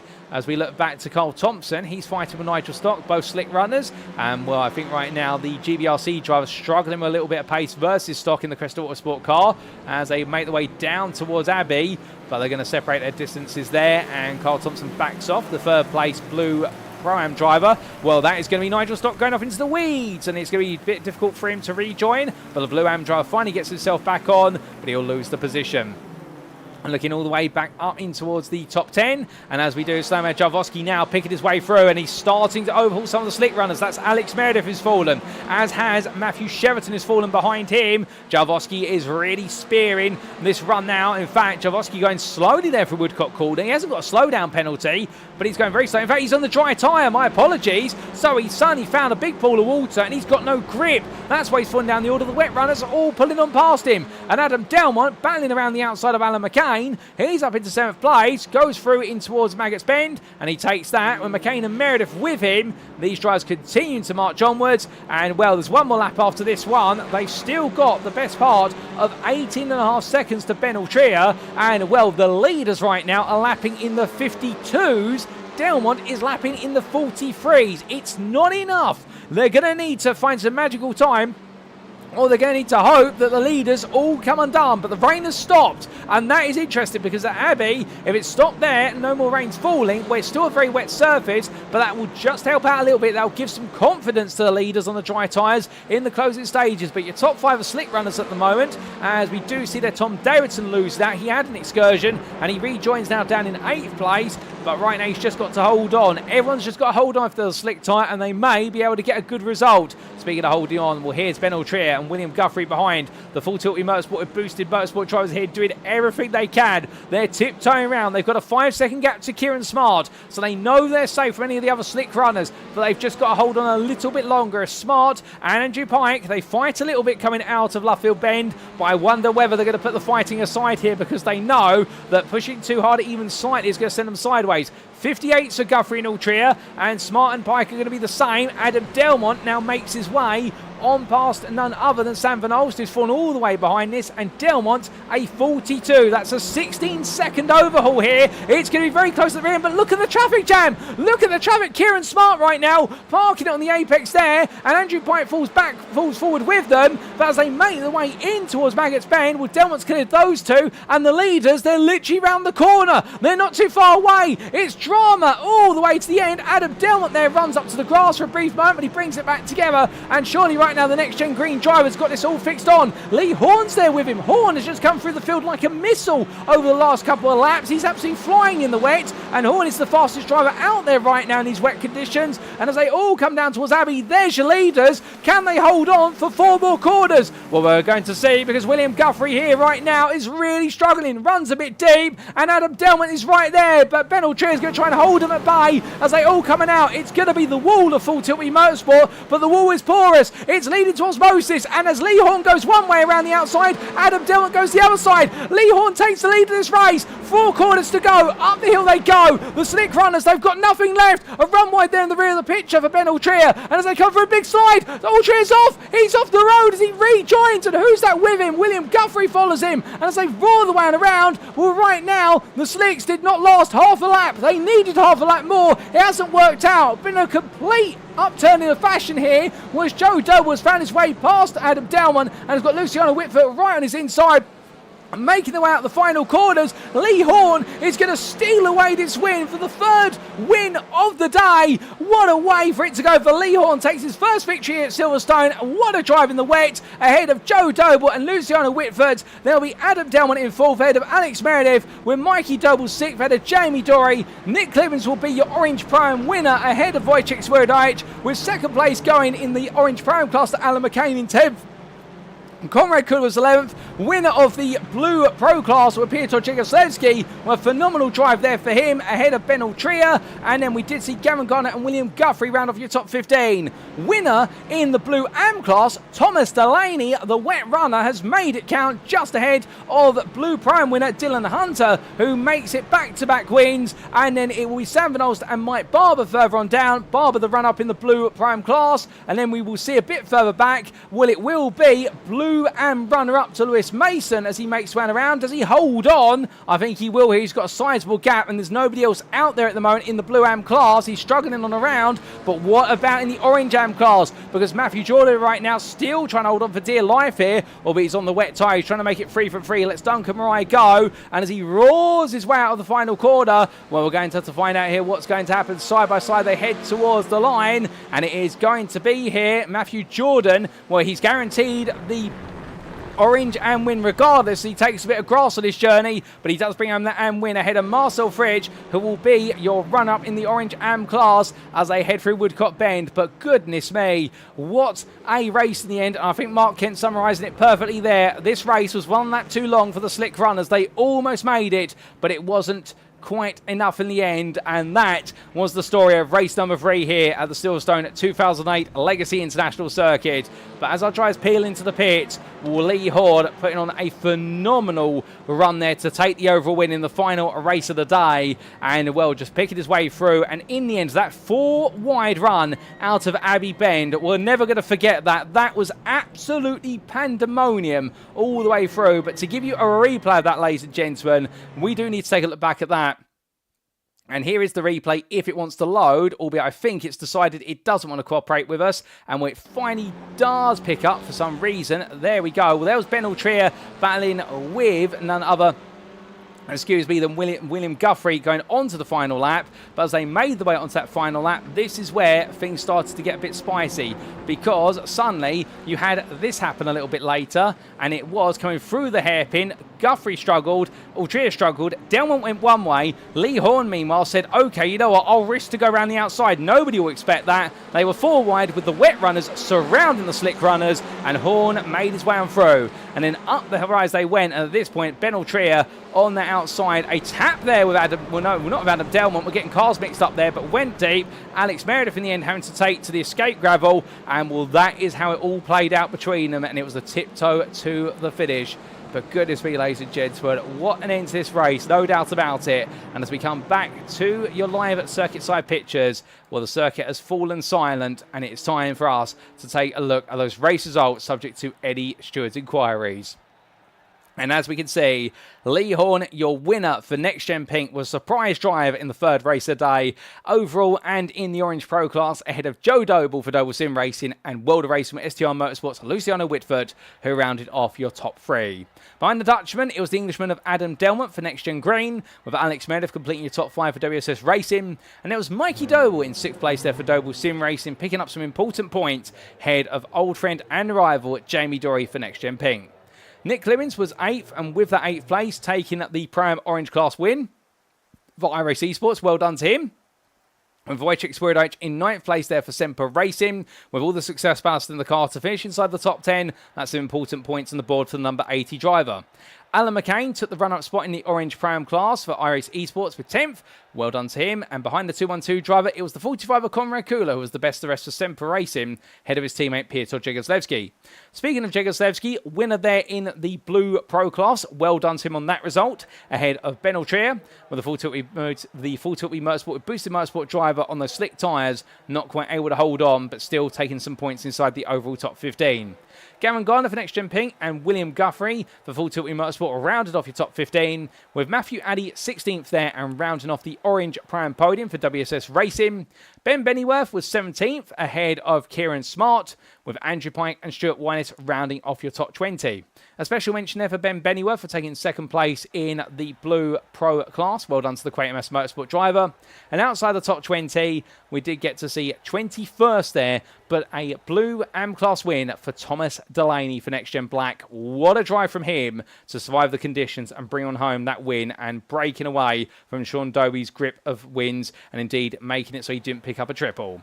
Then it was the Dap Sim Racing's Dylan Hunter, 22nd, but with it another Pro-Am Blue class win. Well done to the American driver in that number 26. Ahead of Sam Van Olst, where Mike Barber, Hunter's close rival, finishes 2nd in the Blue Pro-Am class, 24th on the road. Behind the QuakeMS Motorsport driver, it was then Tom Davidson, who struggled in this final race of the day, ahead of Lewis Delmont and Reese Watt. Alexander Paulik as well fought hard in the early stages, but the wet weather forced him backwards and took 28th, ahead of Matthew Cheverton, the 3rd of your Blue Pro finishers for Aztec Racing. And Stanley Donaldson rounded off there the Blue Pro-Am podium with 3rd place in class and 30th overall for QuakeMS Motorsport.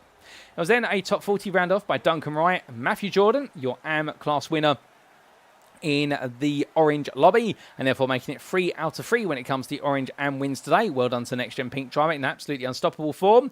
He was ahead of your Blue AM run-up, Lewis Mason for Aztec Racing, with Phil McDougall and Carl Thompson round off your top 35. Then it was Marcel Fritsch last of the lead lap finishers 36th, run-up in the Orange AM class, ahead of Sam Smith, Slamir Jarvoski, Benjamin Craigie and Michael Lees. Those 4 a lap down and round off your top 40. And it was also there a lap down to Nigel Stock, 3rd place finisher in the Blue AM class, took the final spot on their podium, ahead of William Kurtler and Andy Gell, with Andy Aldhouse in 44th ahead of Sean Dobie, Isaac Doble, and then Fraser Ostens was 2 laps down in 47th, and then it was non-finishes for Joseph Gibson, Mark Sykes, Mark Hughes, and that, ladies and gentlemen, is how it all concluded in our final race here at the Silverstone Legacy Circuit. Goodness me, was the rain definitely pours now. It poured full of overtaking opportunities right at the end there. It was absolute crazy, no doubt about it. And with that, ladies and gentlemen, we do have an opportunity now to bring the racing to a halt. But of course, we're getting ready for our post-round interviews, and I'm sure there's plenty of story to be told by many of our drivers out there. So we'll be back in approximately 10 minutes' time to bring you those interviews. Don't go anywhere. You won't want to miss them. We will see you again very shortly.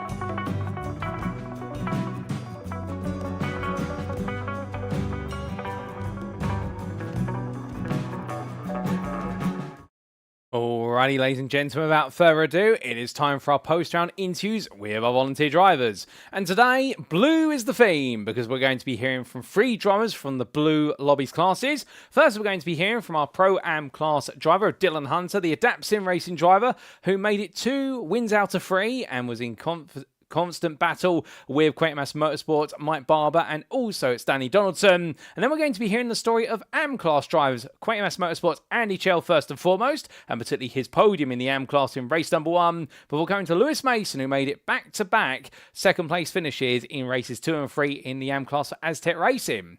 But joining me now in the interview room is none other than Dylan Hunter. Dylan, we caught you earlier on today, and you were saying about enjoying the battling out there non-stop between yourself and Mike Barber and that incredible race 2 result. But now that everything is settled, 2 wins out of 3 today. I mean, you must be smiling over that. Yes, I am. It's also sweating. It's almost 90 degrees in my sim room, or what, 32 degrees Celsius for you guys. It's hot in here. Oh, goodness me. Well, hopefully you've had a little bit of an opportunity to cool off even slightly, but still, with it being boiling hot, we won't keep you for too long. Going into this round, of course, an extended break. No idea what the circuit would be until the week before. When you heard it was the Legacy Silverstone circuit, what was your initial reaction? Never drove it. So I was a little worried. I got about 20 minutes of practice on the dry track on Monday after I got done with work. And then I think I also did like 20 minutes of wet practice and didn't really have much to go off of for Garage 61. So I had no clue what I was coming into. Well, you may not have had any clue of what you were coming into, but the flip side of the coin being, with no idea of what was to come, you had no expectations, and qualifying at least, mixed conditions out there. How was qualifying for you? It started a little rough. I had a 0x right away on the first out lap, and that when the track was the driest. And then I think it kind of just went downhill from there. I wasn't looking for much in there, just to see what I could recover and kind of see where I could place. Honestly, I was looking to see where I was against Mike Barber, just to see what points I could salvage. Well, to be fair, it was very close between the two of you because Mike was only 1 place up the grid from you overall, and that goes to show how close it is between you. Going into race number 1 then, of course, very tricky conditions in race number 1, a circuit that looked as though it was drying at several points. But from your perspective, I mean, second place in class, 19th overall, and plenty of fight in there, not just with Mike, but also with his fellow teammate Stanley Donaldson. Yeah, it was definitely a fight. It put up a good battle, kept me honest, kept them honest, I believe. And honestly, it was probably some of the best racing so far. And it's getting better and better just because points are getting tighter and tighter here.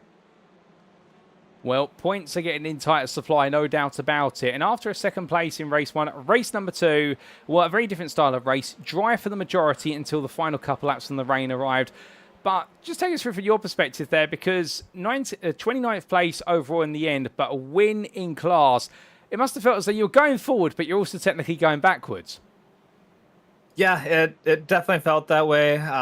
If I didn't have the cones, they definitely slowed me down quite a lot. And then the meatball flag at the front of the tire, front left was a little caved in, so I could definitely feel that slowing me down as well. And that just, it felt frustrating to keep falling back, but I was also looking to see where my Pro-Am guys were, just to see if I could keep in front of them or count down the laps to hopefully make it through with the meatball flag without getting DQ'd. Well, you made it a few thereabouts. And then going into race number 3. Now, of course, the big question mark on that one was, would you go dry? Would you go wet? What made you go for the wet tyre? I stayed on dries until I heard the 30-second, and I saw the in-game time, and I thought, let's go for wets, and just every lap praying for it to start raining heavier and heavier. I didn't think I won it until I think the last lap, where I went through just to see where any Pro-Ams were and realized I was the first one. Well, in the end, you managed to find your way through in amongst all the madness and the gradually decaying conditions. I mean, it must have made you feel absolutely ecstatic when you got out of the car and thought to yourself, that's 2 wins out of 3 today. That's a big point, and you creep back ahead in the championship. Yeah, I'm definitely excited about that. It made me feel pretty good that I did get 2 wins and a second. The combined lobbies, I was worried that it was going to either help or hinder, but today I guess it helped. Well, a big set of results here today, and going ahead now, round number 7 in 2 weeks' time, we head to Scotland for the Knockhill circuit. How are you feeling for your trip to Scotland? I'm excited. I did really well last season, so I'm hoping to carry that over this time. Well, loving the excitement there, Dylan, and, well, fingers crossed that the fortunes go with you there. But just before we do let you go, is there anybody you'd like to give a shout-out or a thank you to live on the broadcast this evening? Yeah, my pregnant wife. We're finally having a kid on the way now. My parents for keeping me in this racing, and Nordy Designs, P1 Sims, Adapt Sim Racing. Yeah, that's about it. And you guys at NXTGEN for putting on this great series. Well, Dylan, it's been an absolute pleasure. We'll leave you to it and let you cool off. And well, congratulations on the upcoming arrival of your little one as well. And I hope all's well with the wife. We'll catch you in 2 weeks' time at Knockhill. But until then, my friend, enjoy the moment, savour it, and well done once again. Thank you. So hearing there, ladies and gentlemen, from an absolutely ecstatic but also exhausted Dylan Hunter. And, well, to put you in perspective, I believe at the moment his sim racing room is the best part northwards of 30 degrees centigrade. And well, I can tell you that will be an absolute furnace where he's currently sat. But absolutely happy with his performance today. A bit disappointed with the fact that qualifying in the end really came down to just trying to see where he was, because he's not had much experience with the legacy Silverstone circuit. But putting it all together and just shy of his championship rival Mike Barber at the end of qualifying. Well, race number 1, in the end he fell a little bit short of Pro-Am victory, but he was close. And in race 2 and 3, he made it count most. Albeit the damage in race number 2 costing him some places on the overall grid, and in particular meaning he started a bit further back than you liked for race number 3, but still he made it count. And mentioned there the fact that when he looked with 30 seconds remaining before the gridding procedure was complete, he decided at the very last minute to switch to the wet tyre. Well, that last minute switch definitely going well for him. And at Knockhill, he's gone there previously and gone very well. We look forward to seeing what he's going to bring to the table in Scotland next time around. But you can imagine if he gets it right, the championship could definitely be swinging the way of Dylan Hunter. All right, a pivotal moment where after Knockhill, there'll only be 3 rounds remaining. But then again, I'm sure Mike Barber will have something to say about that. And that's what's going to keep that championship rivalry very much alive. But ladies and gentlemen, we now come on to our second interviewee, and we get ready to bring him into the interview room. It's going to be none other than Andy Chell, who joins me very shortly, and we're going to be hearing the thoughts from the man who today, well, not quite all the way up in the headlines when it came to the Blue Lobby AM class, but definitely enjoying some good quality racing out there. And well, I think, ladies and gentlemen, it's only fair we now get him in and hear a word from the man. So as we bring him into the interview room, good evening to you, Andy. What a fun day for yourself today. Merged lobbies together, Quatermass right at the forefront of their respective classes, enjoying the battling. And for yourself as well, a great qualifying session, and also with a 3rd place in class in race number 1. Races 2 and 3, perhaps not as strong, but I somehow get the feeling that all signs are looking good for yourself and the team.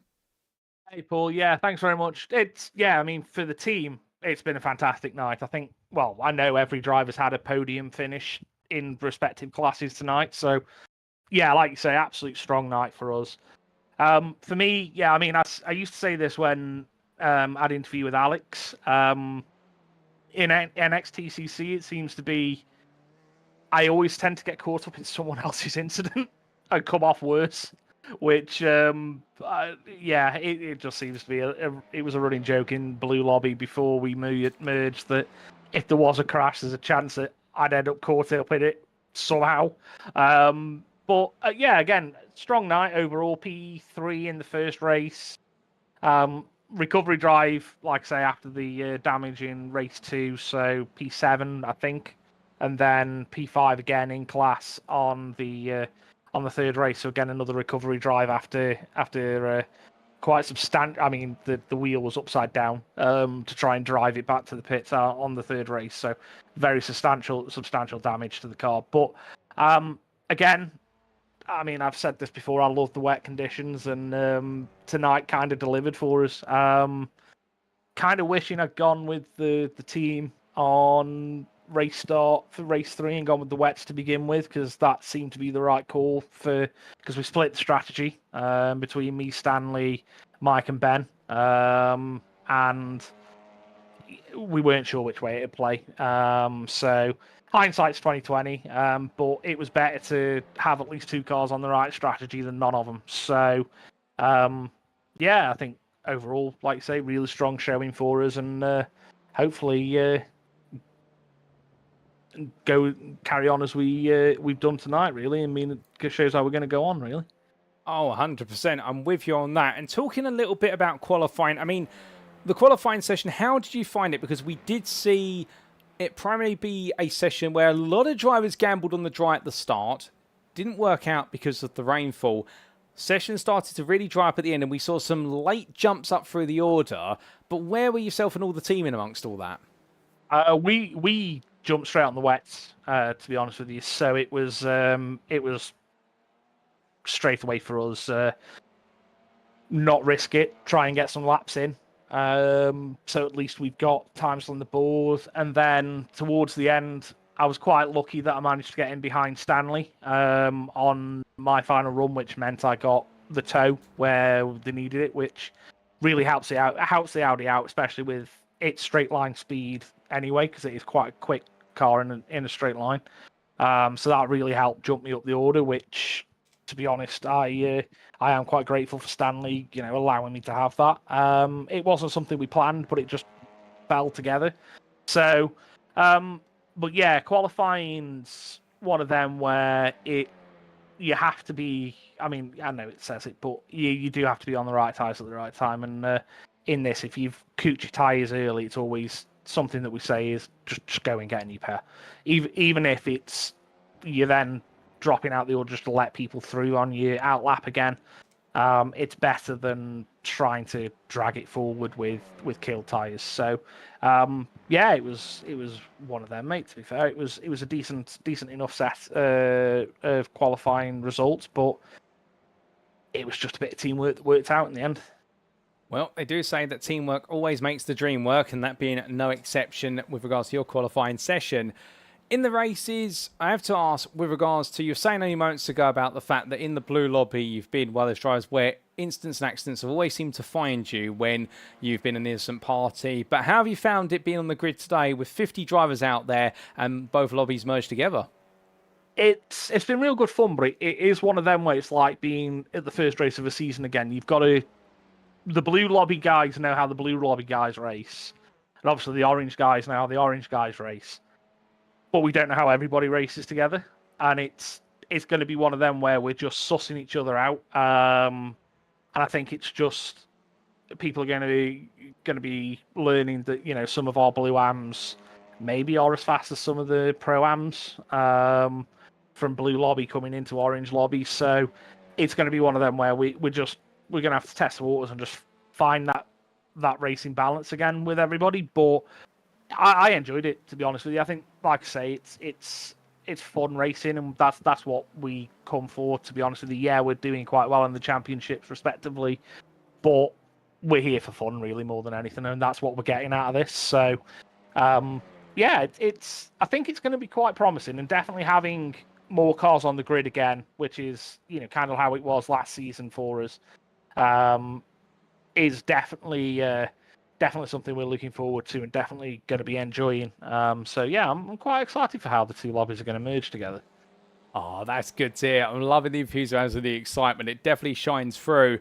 And focusing a bit more on your races now, let's talk a little bit about that podium in race number 1, third place in class, 35th overall. Everything seemed to click together in that race. I mean, there was some drama right at the start going into the opening corner. In fact, we did have one of the Track Scotland machines pointing the wrong way. Where did you find yourself in all of that? Because I think you were the biggest gainers as a result of it. Yeah, I came face to face with said car going the wrong way, and I was just lucky that I got space on the inside to just dodge around him. I think that helped me out because a lot of people got caught out in that. I think. So I think I just arrived just as he was starting to face the wrong way. So like I say, it gave me an opportunity to just avoid and gain out of it. And then from there it was consolidate where I can, gain where I can. Like I say, I like the wet conditions, so it was quite fun to drive, to be honest with you. It just is one of them where, like I say, that was the complete polar opposite of how it usually happens. Usually, I'd have been written off in that incident. So I think I used all my good luck there, and then the rest got me. But yeah, I mean, it was good. I didn't realise where I'd finished until after we'd finished, because obviously it's kind of hard now to gauge exactly where you are. And it was only after I always get the broadcast up after just to see how we've all done. And it was only there I was like, I got a podium. Wow, I didn't realise. So, it was a nice little surprise after getting it back to the pits after the race. But, yeah. Well, from the surprise podium in race 1, races 2 and 3, not quite the way you wanted to carry on that momentum necessarily. Race number 2, a dry race minus the last couple of laps. So I get the feeling perhaps the damage had been done a little bit before that in terms of your race. Yeah, it was unfortunate contact with a car that had just, I think, snatched the rears. It's quite easy to do in the Audi. It was one of the other Audis into turn 4. Yeah, 3 or 4. And it just, as I was turning in, it snapped to the outside of the corner, which is where I was, and the contact broke the suspension. I mean, it lifted the car off the ground, actually, to be honest with you. So it caused damage to the car, which meant limp it back to the pits, get it fixed, get it back out again. But then again, like I say, it was damage limitation from there, which I was fortunate enough with incidents ahead that meant I managed to gain a few places back, which is always nice to see. Obviously, not nice for competitors to have issues, but it is nice to gain some positions when it's not gone brilliantly. But yeah, that was that, really, to be fair. So I was coming into my final lap with the lead at 0.8 behind me, and I was like, if I cross this line before you get to me, I'm not slowing down. I'm having my last lap. It was just that, really, to be fair, of just trying damage limitation as much as I can for that race, and then see how we got on in the third race, which Well, race number 3, again, a bit of a bruising race, as we've just seen the footage on the replay of you coming into the pit lane to have some repair work done. But race number 3, of course, like you mentioned earlier, it was a split down the middle in terms of strategy. Some going for wets, some going for dries, and yourself and the team decided to split, so that way some members of the team were able to be on the right tyre at the right time. I mean, there was one lap that seemed to be the difference, or at least the front runners. If you could do it again, would you have still gone for the split, or would you have all jumped onto a particular tyre? We spoke about this just after we finished, and both me and Stanley said we wish we'd gone on the wets. So yeah, we'd have committed full onto the wets. It's just one of them where you'd have had to bring it in really slowly. Mike said what he did was just let people go past that were on the dries to start with, and just try and keep the temperatures down while it was dry. And then obviously when the rain came, and it really came, they jumped on. I mean, mine was a mistake on the pit when I pitted for damage. I thought I switched it over to wets because that was going to be what I was going to do. I was just like, right, okay, I'll go for wets because the rain is coming. And then, unfortunately, it just reset it when I came into the pits and put it back on dry. So I had to pit again when the rain got a bit too heavy, and it was a little bit too testy to try and stick it out there on slicks. I know some people did, and do you know what? That's a brilliant commitment to it, because that's not something I could have done, I don't think. But yeah, I think if it had been that, maybe I could have gained a couple more places because of the grip that the wets got when it rained. But I think overall I'm happy with how we did it. Like I say, it's better to have 2 guys on the right tire at the right time than none of us. But yeah, in hindsight, definitely would have gone with the wets. Definitely. That's fair play. And like I say, hindsight's always a wonderful thing, but you can always learn from that experience going into future rounds. Speaking of which, in 2 weeks' time, round 7, we head to Scotland for Knockhill. How are you fancying your chances in Dumfries? It's not a track I'm overly familiar with, to be honest with you. I think I've raced it once with in the TCRs. To be honest with you, I haven't done much lapping around there yet. We'll be doing practice with the team. We always do. We try and get at least 2 practice sessions in before we go racing. So that's about 3-4 hours minimum. Sometimes 6-7 hours. So hopefully I'll be pretty clued up on the track when we get there. Like I say again, it's just going to be one of them we're going to be learning how everybody gels together. So it'll be interesting to see how all, up to 60 drivers, I think, if everyone for every lobby's here, go around there, because it is from memory quite a tight track. So we'll see, but hopefully we'll do okay. And like I say, that's the momentum that the team's had tonight. We're hoping to carry over. So if I'm coming back in next week with at least each driver's had a podium, I'll be a happy bunny. So yeah. Well, we look forward to seeing whether you can emerge from Scotland in 2 weeks' time as a happy bunny, like you say, after a good day today for the team as a whole. Andy, just before I do let you go, as always, is there anyone you'd like to give a shout out or a thank you to live on the broadcast this evening? Yeah, I mean, obviously you guys, so NXTGEN and yourself, doing and putting the race on for us, and you doing the commentary, because without you guys we wouldn't get to do it. As always, to the other 3 guys that have been racing tonight, so Mike, Stanley and Ben, well done. I said it to you before I jumped in for the interview, but, really well done. And then our sponsors and the team as a whole, thank you to them. And then everybody who's watching, thank you very much for coming and watching along. Well, Andy, we need to give you a big thank you as well for joining me in the interview room this evening and giving the perspective of not just your evening, but that of your teammates at Quatermass Motorsport. Massively appreciated as always, and whilst it didn't click together for you in races 2 and 3, still the positives are there with that race 1 performance in particular. Also that great drive to 32nd in qualifying or 2nd place in class. We look forward to plenty more for yourself and the team at Knockhill in 2 weeks' time. But until then, my friend, have a great rest of your evening, and we will see you again very soon. Thanks, mate. Andrew.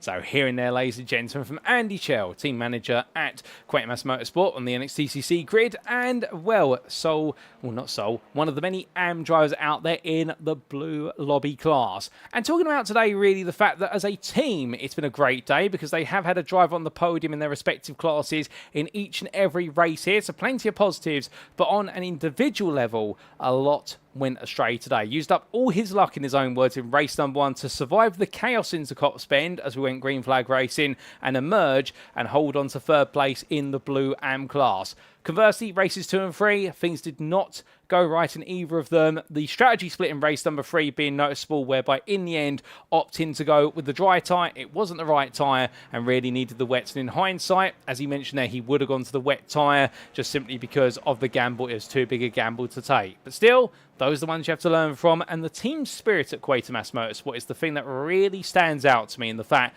so many drivers on the grid all communicating to each other, all sharing information and not afraid to work together and talk together and think about exactly how they can maximise each and every race result. And that's what you need with a team that's really trying to push as high as possible in the NXTCC. But with that, ladies and gentlemen, we now head to our 3rd and final interview of the day, and we're going to be coming very shortly to our AM class driver from Blue Lobby, and it's going to be none other than Lewis Mason, and we will get to hear the story of the Aztec Racing driver today, and in particular his back-to-back podiums in the latter half of the day. And well, I'm sure it's going to be a happy interview with Lewis Mason. It's always a good time when we do have a chat with young Lewis, but let's get ready to hear from him as he gets ready to join me in the interview room. And well, he's not too far away now, ladies and gents. In fact, I think we are going to be able to grab a hold of him. And here he comes. He joins us in the interview room. Good evening to you, Lewis.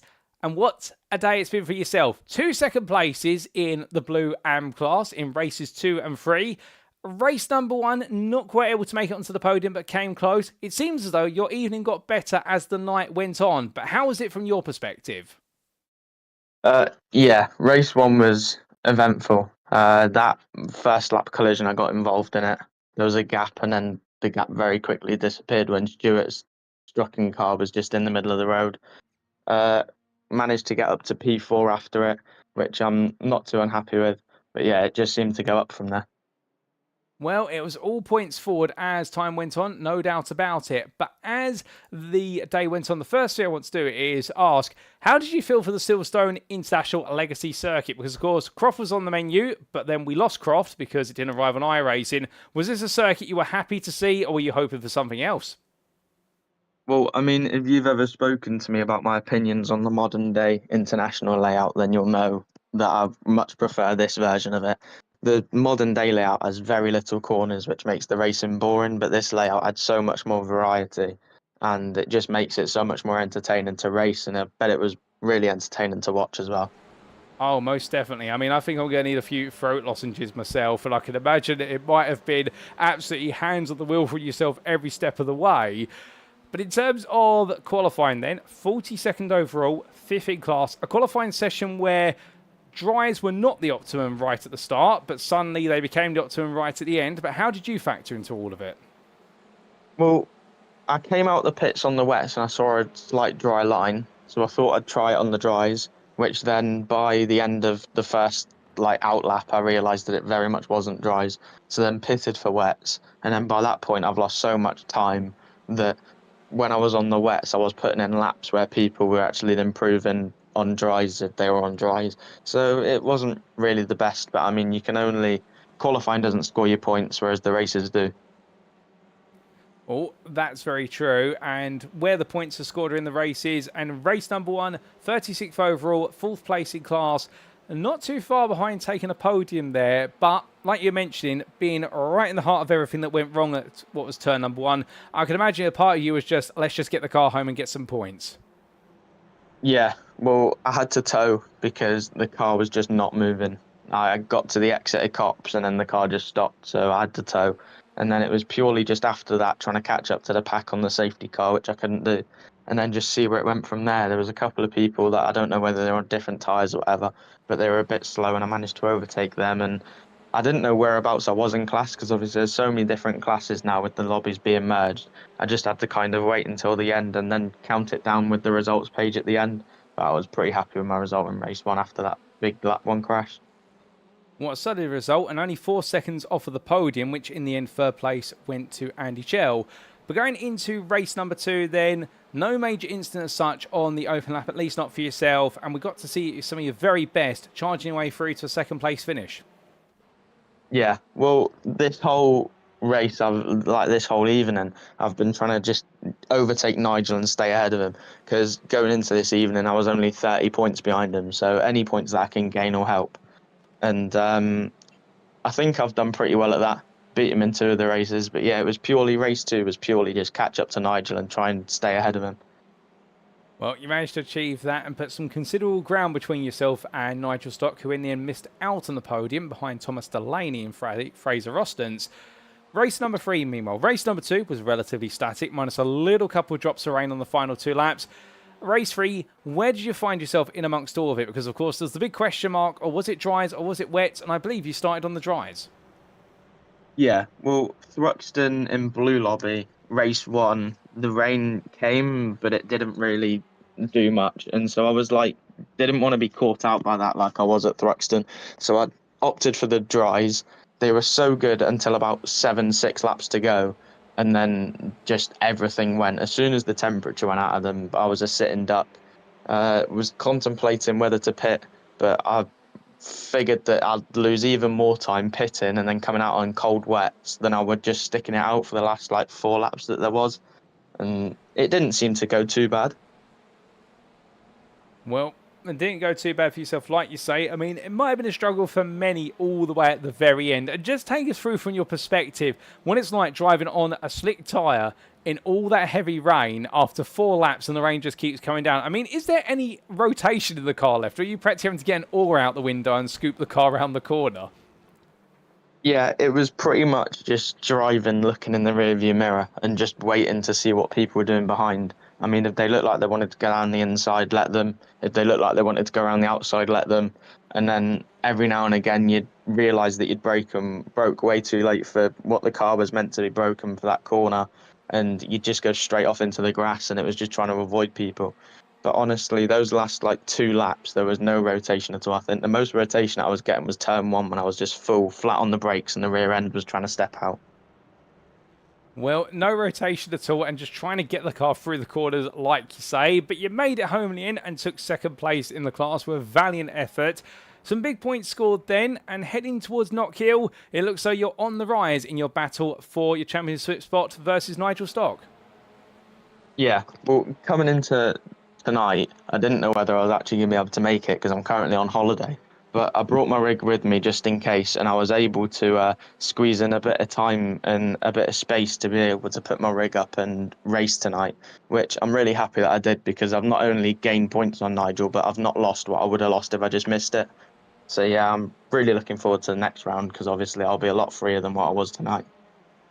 Well, goodness me, that's commitment. Taking your rig on holiday with you and being able to squeeze in the practice. I mean, I think many right now are going to be sat there thinking, my good Lord, that is testament to your dedication. And Knock Hill's up next. Is it a favourite or is it a circuit you'd rather not visit?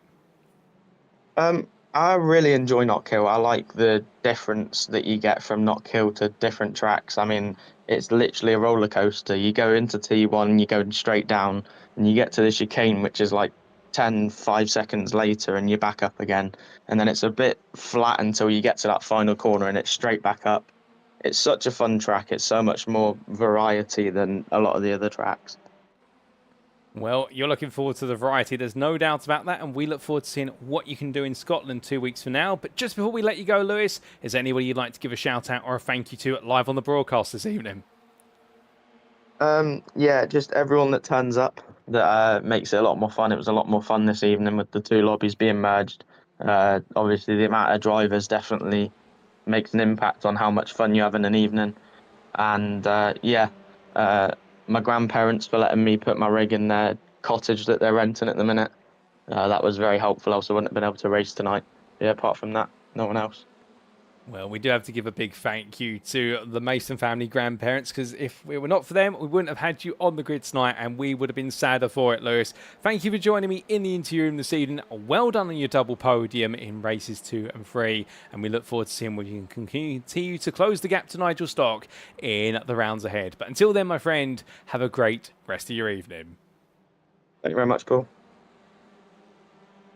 So here and there, ladies and gentlemen, from a highly enthusiastic, he always is to be fair, Lewis Mason, and what commitment there, going on holiday and trying to squeeze in the sim racing. And with anybody sitting there right now thinking, well, he should be taking a break, well, to be fair, I think he enjoys this so much, he does consider it his break going sim racing, and who wouldn't when he was on such a closely packed grid here today, and talking about the different sides of the coin, and the fact and I mentioned there, he absolutely loves this layout of Silverstone compared to the modern day one, and very grateful to be racing around here and enjoying its flow and its curves. But dealing with those mixed conditions was a theme all the way throughout, as was dealing with some chaos around him, particularly race number 1, where it didn't go quite right, but after towing to the pits and getting back out there, wasn't too far for the podium, just missed out in the Blue AM class. But races 2 and 3, he got his head down and made sure not to get into trouble, and that's exactly how he got the job done, albeit ruined there a little bit the option to go to the slicks versus the wets in race 3, but also talking a bit there about having to really steer the boat of his machine round the corners in the final couple of laps, but doing everything right to hold on. And going to Knock Hill, he's excited for it. He's looking forward to putting in a bit more practice, and that 991 Aztec Racing Elantra, I reckon, could definitely be hunting down Nigel Stock sooner rather than later as this championship starts to head towards its crescendo. But with that, ladies and gentlemen, that concludes our interviews for this evening. And we've just heard there from our 3 volunteers. A big thank you to them. Dylan Hunter, firstly, for the Blue Prime class for Adapt Sim Racing. Then it was your Blue Ampere of Andy Chell for Quatermass Motorsport. And Lewis Mason, we just heard from Aztec Racing. Really appreciate having all 3 of them on board for interviews. And we look forward to plenty more interviews with our drivers in the weeks ahead. But with that, a quick recap then of the championship standings and how they provisionally stand after 6 rounds. We begin with your orange lobby drivers, and in the overall orange drivers championship, we can see that the gap is still incredibly close between Luciano Witvoet and Mikey Doble. 2 points separates the top two. But look who has leapt into third immediately on his return. Wojciech Swierdajc on 217 points. Could he, in the first time in the NXTCC's history, could he with multiple 0 scores this season, i.e. 0 round scores, because remember he has 1 drop round and that's it, but he does have 2 rounds he's missed. Could he potentially get close enough to contest that championship? And if so, well, that would be one for the books, because right now he seems to be unstoppable with 2 wins and, of course, that finish inside the top 10. We'll have to wait and see. With Isaac Doble there sitting in 4th place on 213 points, with dismal end to the day after a great start, and Adam Delmon in 5th there on 201 points, and right now trying to stay on the heels of the top 4. It's a sizable gap, the best part there of what is 40 points or so, to Tom Davidson, who sits in 6th for the Sim Racing Collective, and he's ahead of teammate Andrew Pike, with a bit of a gulf between the two of them across the 3 races, albeit it's averaged out there and neither driver really gaining or losing any points. William Guthrie holds 8th ahead of Lee Horn, who leaps into 9th place following his win in race number 3, and then we see Gavin Garner fall into 10th there, only a point behind. Conrad Coolers best the rest of the length ahead of Joe Doble, with Reese Watt, Lewis Delmon and Alex Meredith round off the orange overall top 15. Coming on to the orange prime standings, and here we can see Lewis Delmont moves back to the top by 2 points over Ben Altrier with a continued sway of the drop scores, but Ben Altrier was the bigger scorer today, and therefore the gap has been cut. Michael Leese is only a point behind, and it's a further 17 for Matthew Addy, and a further point to Nick Clibbins. We definitely do have a top 5 that's fully alive, and it'd be rude of us not to include Reese Watt in that analysis, only a further 5 points off in 6th. It's anybody's guess how this Prime Championship's going to go at this rate. Stuart Winus as well. He didn't have the results he wanted, but he's only on 208 points. He's not out of it yet. Alan McCain sits 8th ahead of Sam Van Olst, with Ben Gregory round off your top 10. And then Kieran Smart, with a huge haul of points, sits in 11th. He's gone under the radar today. He's ahead of Duncan Rye by a single point, with Russell Fowler and Sam Smith completing your prime standings. In the AM class, well, here we can see the complexion is a little bit different. Marcel Fritsch didn't have the wins he wanted today, and in the end had to settle for 2nd place in all 3 races, but still has been able to open up and maintain his gap. But Matthew Jordan, look there, with 3 wins out of 3, has jumped to 2nd place, and on 277 points is closing quickly on Marcel Fritsch if he carries on this momentum. Mark Sykes sits in 3rd there with 45 points accrued, but it's not been his day today. And then not scoring any points, Jonathan Collins, Sam Bradley, Craig Tillotson and Cal Murray. We then come to the blue provisional standings, and we start with the overall Drivers' Championship. And in blue, well, right now, not all the points are correct. They are still being adjusted, but Matthew Cheverton leading the way on 279 points to 193 of Ben Bennyworth, with Slavio Jarvosky in 3rd, and only 6 points ahead of Stephen Fry. Mike Barber rounds off your top 5 ahead of Dylan Hunter, with Nigel Stock, Joseph Gibson, Lewis Mason and Phil McDougall completing your top 10. Then it's Mark Hughes in 11th ahead of none other than, oh goodness me, as I forget his first name for the first time again in a brief while. Well, it is none other than Mr. Donaldson, who sits in 12th place. And well, for Stanley Donaldson, he's going to be under pressure from Thomas Delaney. And then we do have Andy Aldhouse and Mark Kent completing that overall top 15. Coming to the individual classes, and I think here the points are a little bit more accurate. Mike Barber sits in 1st on 299 points, 7 ahead of Dylan Hunter, but look at how that gap has come down, albeit now very slender, but could it blow back out next time, or could Hunter get himself ahead? It's all those questions which need to be answered. Behind them, we do have in 3rd, Joe Gibson, and well, Joe right now on 257 points. He's moving clear of the rest of the field, but he needs to do a bit more if he wants to get inside that top battle. Carl Thompson sits 4th on 203 points, scoring equally with Andy Aldhouse, no change between them. And outside the top 5, Phil McDougall a further 16 points behind, but comfortably 15 points ahead of Stanley Donaldson. Then it's Matthew Williams, then Dwayne Hoffman, and none other than Jeremy Nordstrom who complete your top 10, with Jeffrey Nordstrom in 11th ahead of Andy Cow. And then we have Jake Pitt and Lee Holmes completing at the prime standings.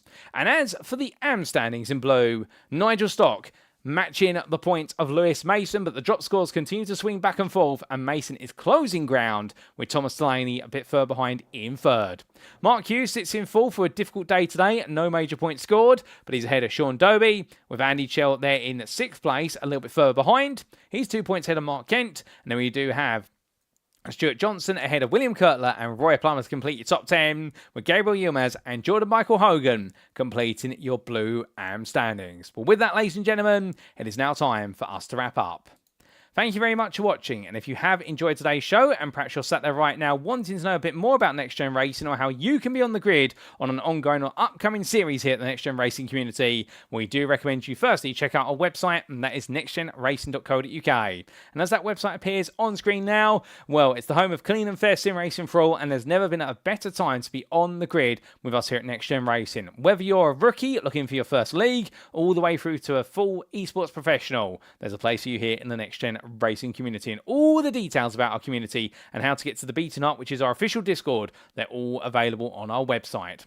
But if you don't want to go to our website, perhaps you're more of a social media person, we do recommend you follow our Next Gen Racing Facebook group. That's at facebook.com/groups/Next Gen Racing. Well, there you can find similar information to what's on the website, and on top of that as well, you can find out a little bit more about the guys and girls behind the scenes who make up the Next Gen Racing staff and admin team, including not what they do just on the virtual circuit, but also on the real life racing circuit, with a number of our staff members being real life track marshals, stewards, or racing drivers. We'd like to take a big moment to say a thank you to our sponsors, who do include PowerMaxed, Next Level Racing, Mark Sykes Designs, Joyce Design, and Douglas Motorsport, Sam Cases UK, Falconer PC Builds and Support, Benji Sim Photos, and last but not least, our title sponsor, of course, Doble Motorcycles. And if you are looking to buy your next two-wheeled machine or ATV as powered by the Power of Dreams, why not consider Doble Motorcycles, the UK's leading Honda motorcycle dealer. And with motorsport running through the veins of the Doble family-run business, you'll be in pole position to receive premier customer service from your initial inquiry all the way through to your final purchase. But don't just take it from us. If you'd like to know more, then do check out their website today at doble.co.uk. But with that, ladies and gentlemen, attention now turns to 2 weeks' time, and on Tuesday, the 12th of August 2025, it will be to Scotland we go for the Knockhill Racing Circuit. And well, with the merger of the lobbies, there's definitely been a lot of learning going on between our drivers, and everyone has had to get used to the fact that now they've got plenty new familiar faces. But with all that familiarisation complete, at Knockhill, who will be the ones to land knockout blows in their championships, and who will be the ones who need to stagger the way forward? Well, for all that and more, tune in then. But until then, this has been round number 6 of the NXTCC Season 9. I've been your host and commentator, Paul TX141 Walsh, also known as the Brit and the Spit. We have been Next Gen Racing, and until next time, we have to stay safe, stay well, stay smiling, and most importantly, like our drivers need to, ladies and gentlemen, remember to stay on track. Good night. Thank you for tuning in. Until next time, that's all from us here at Next Gen Racing, the home of clean and fair sim racing for all.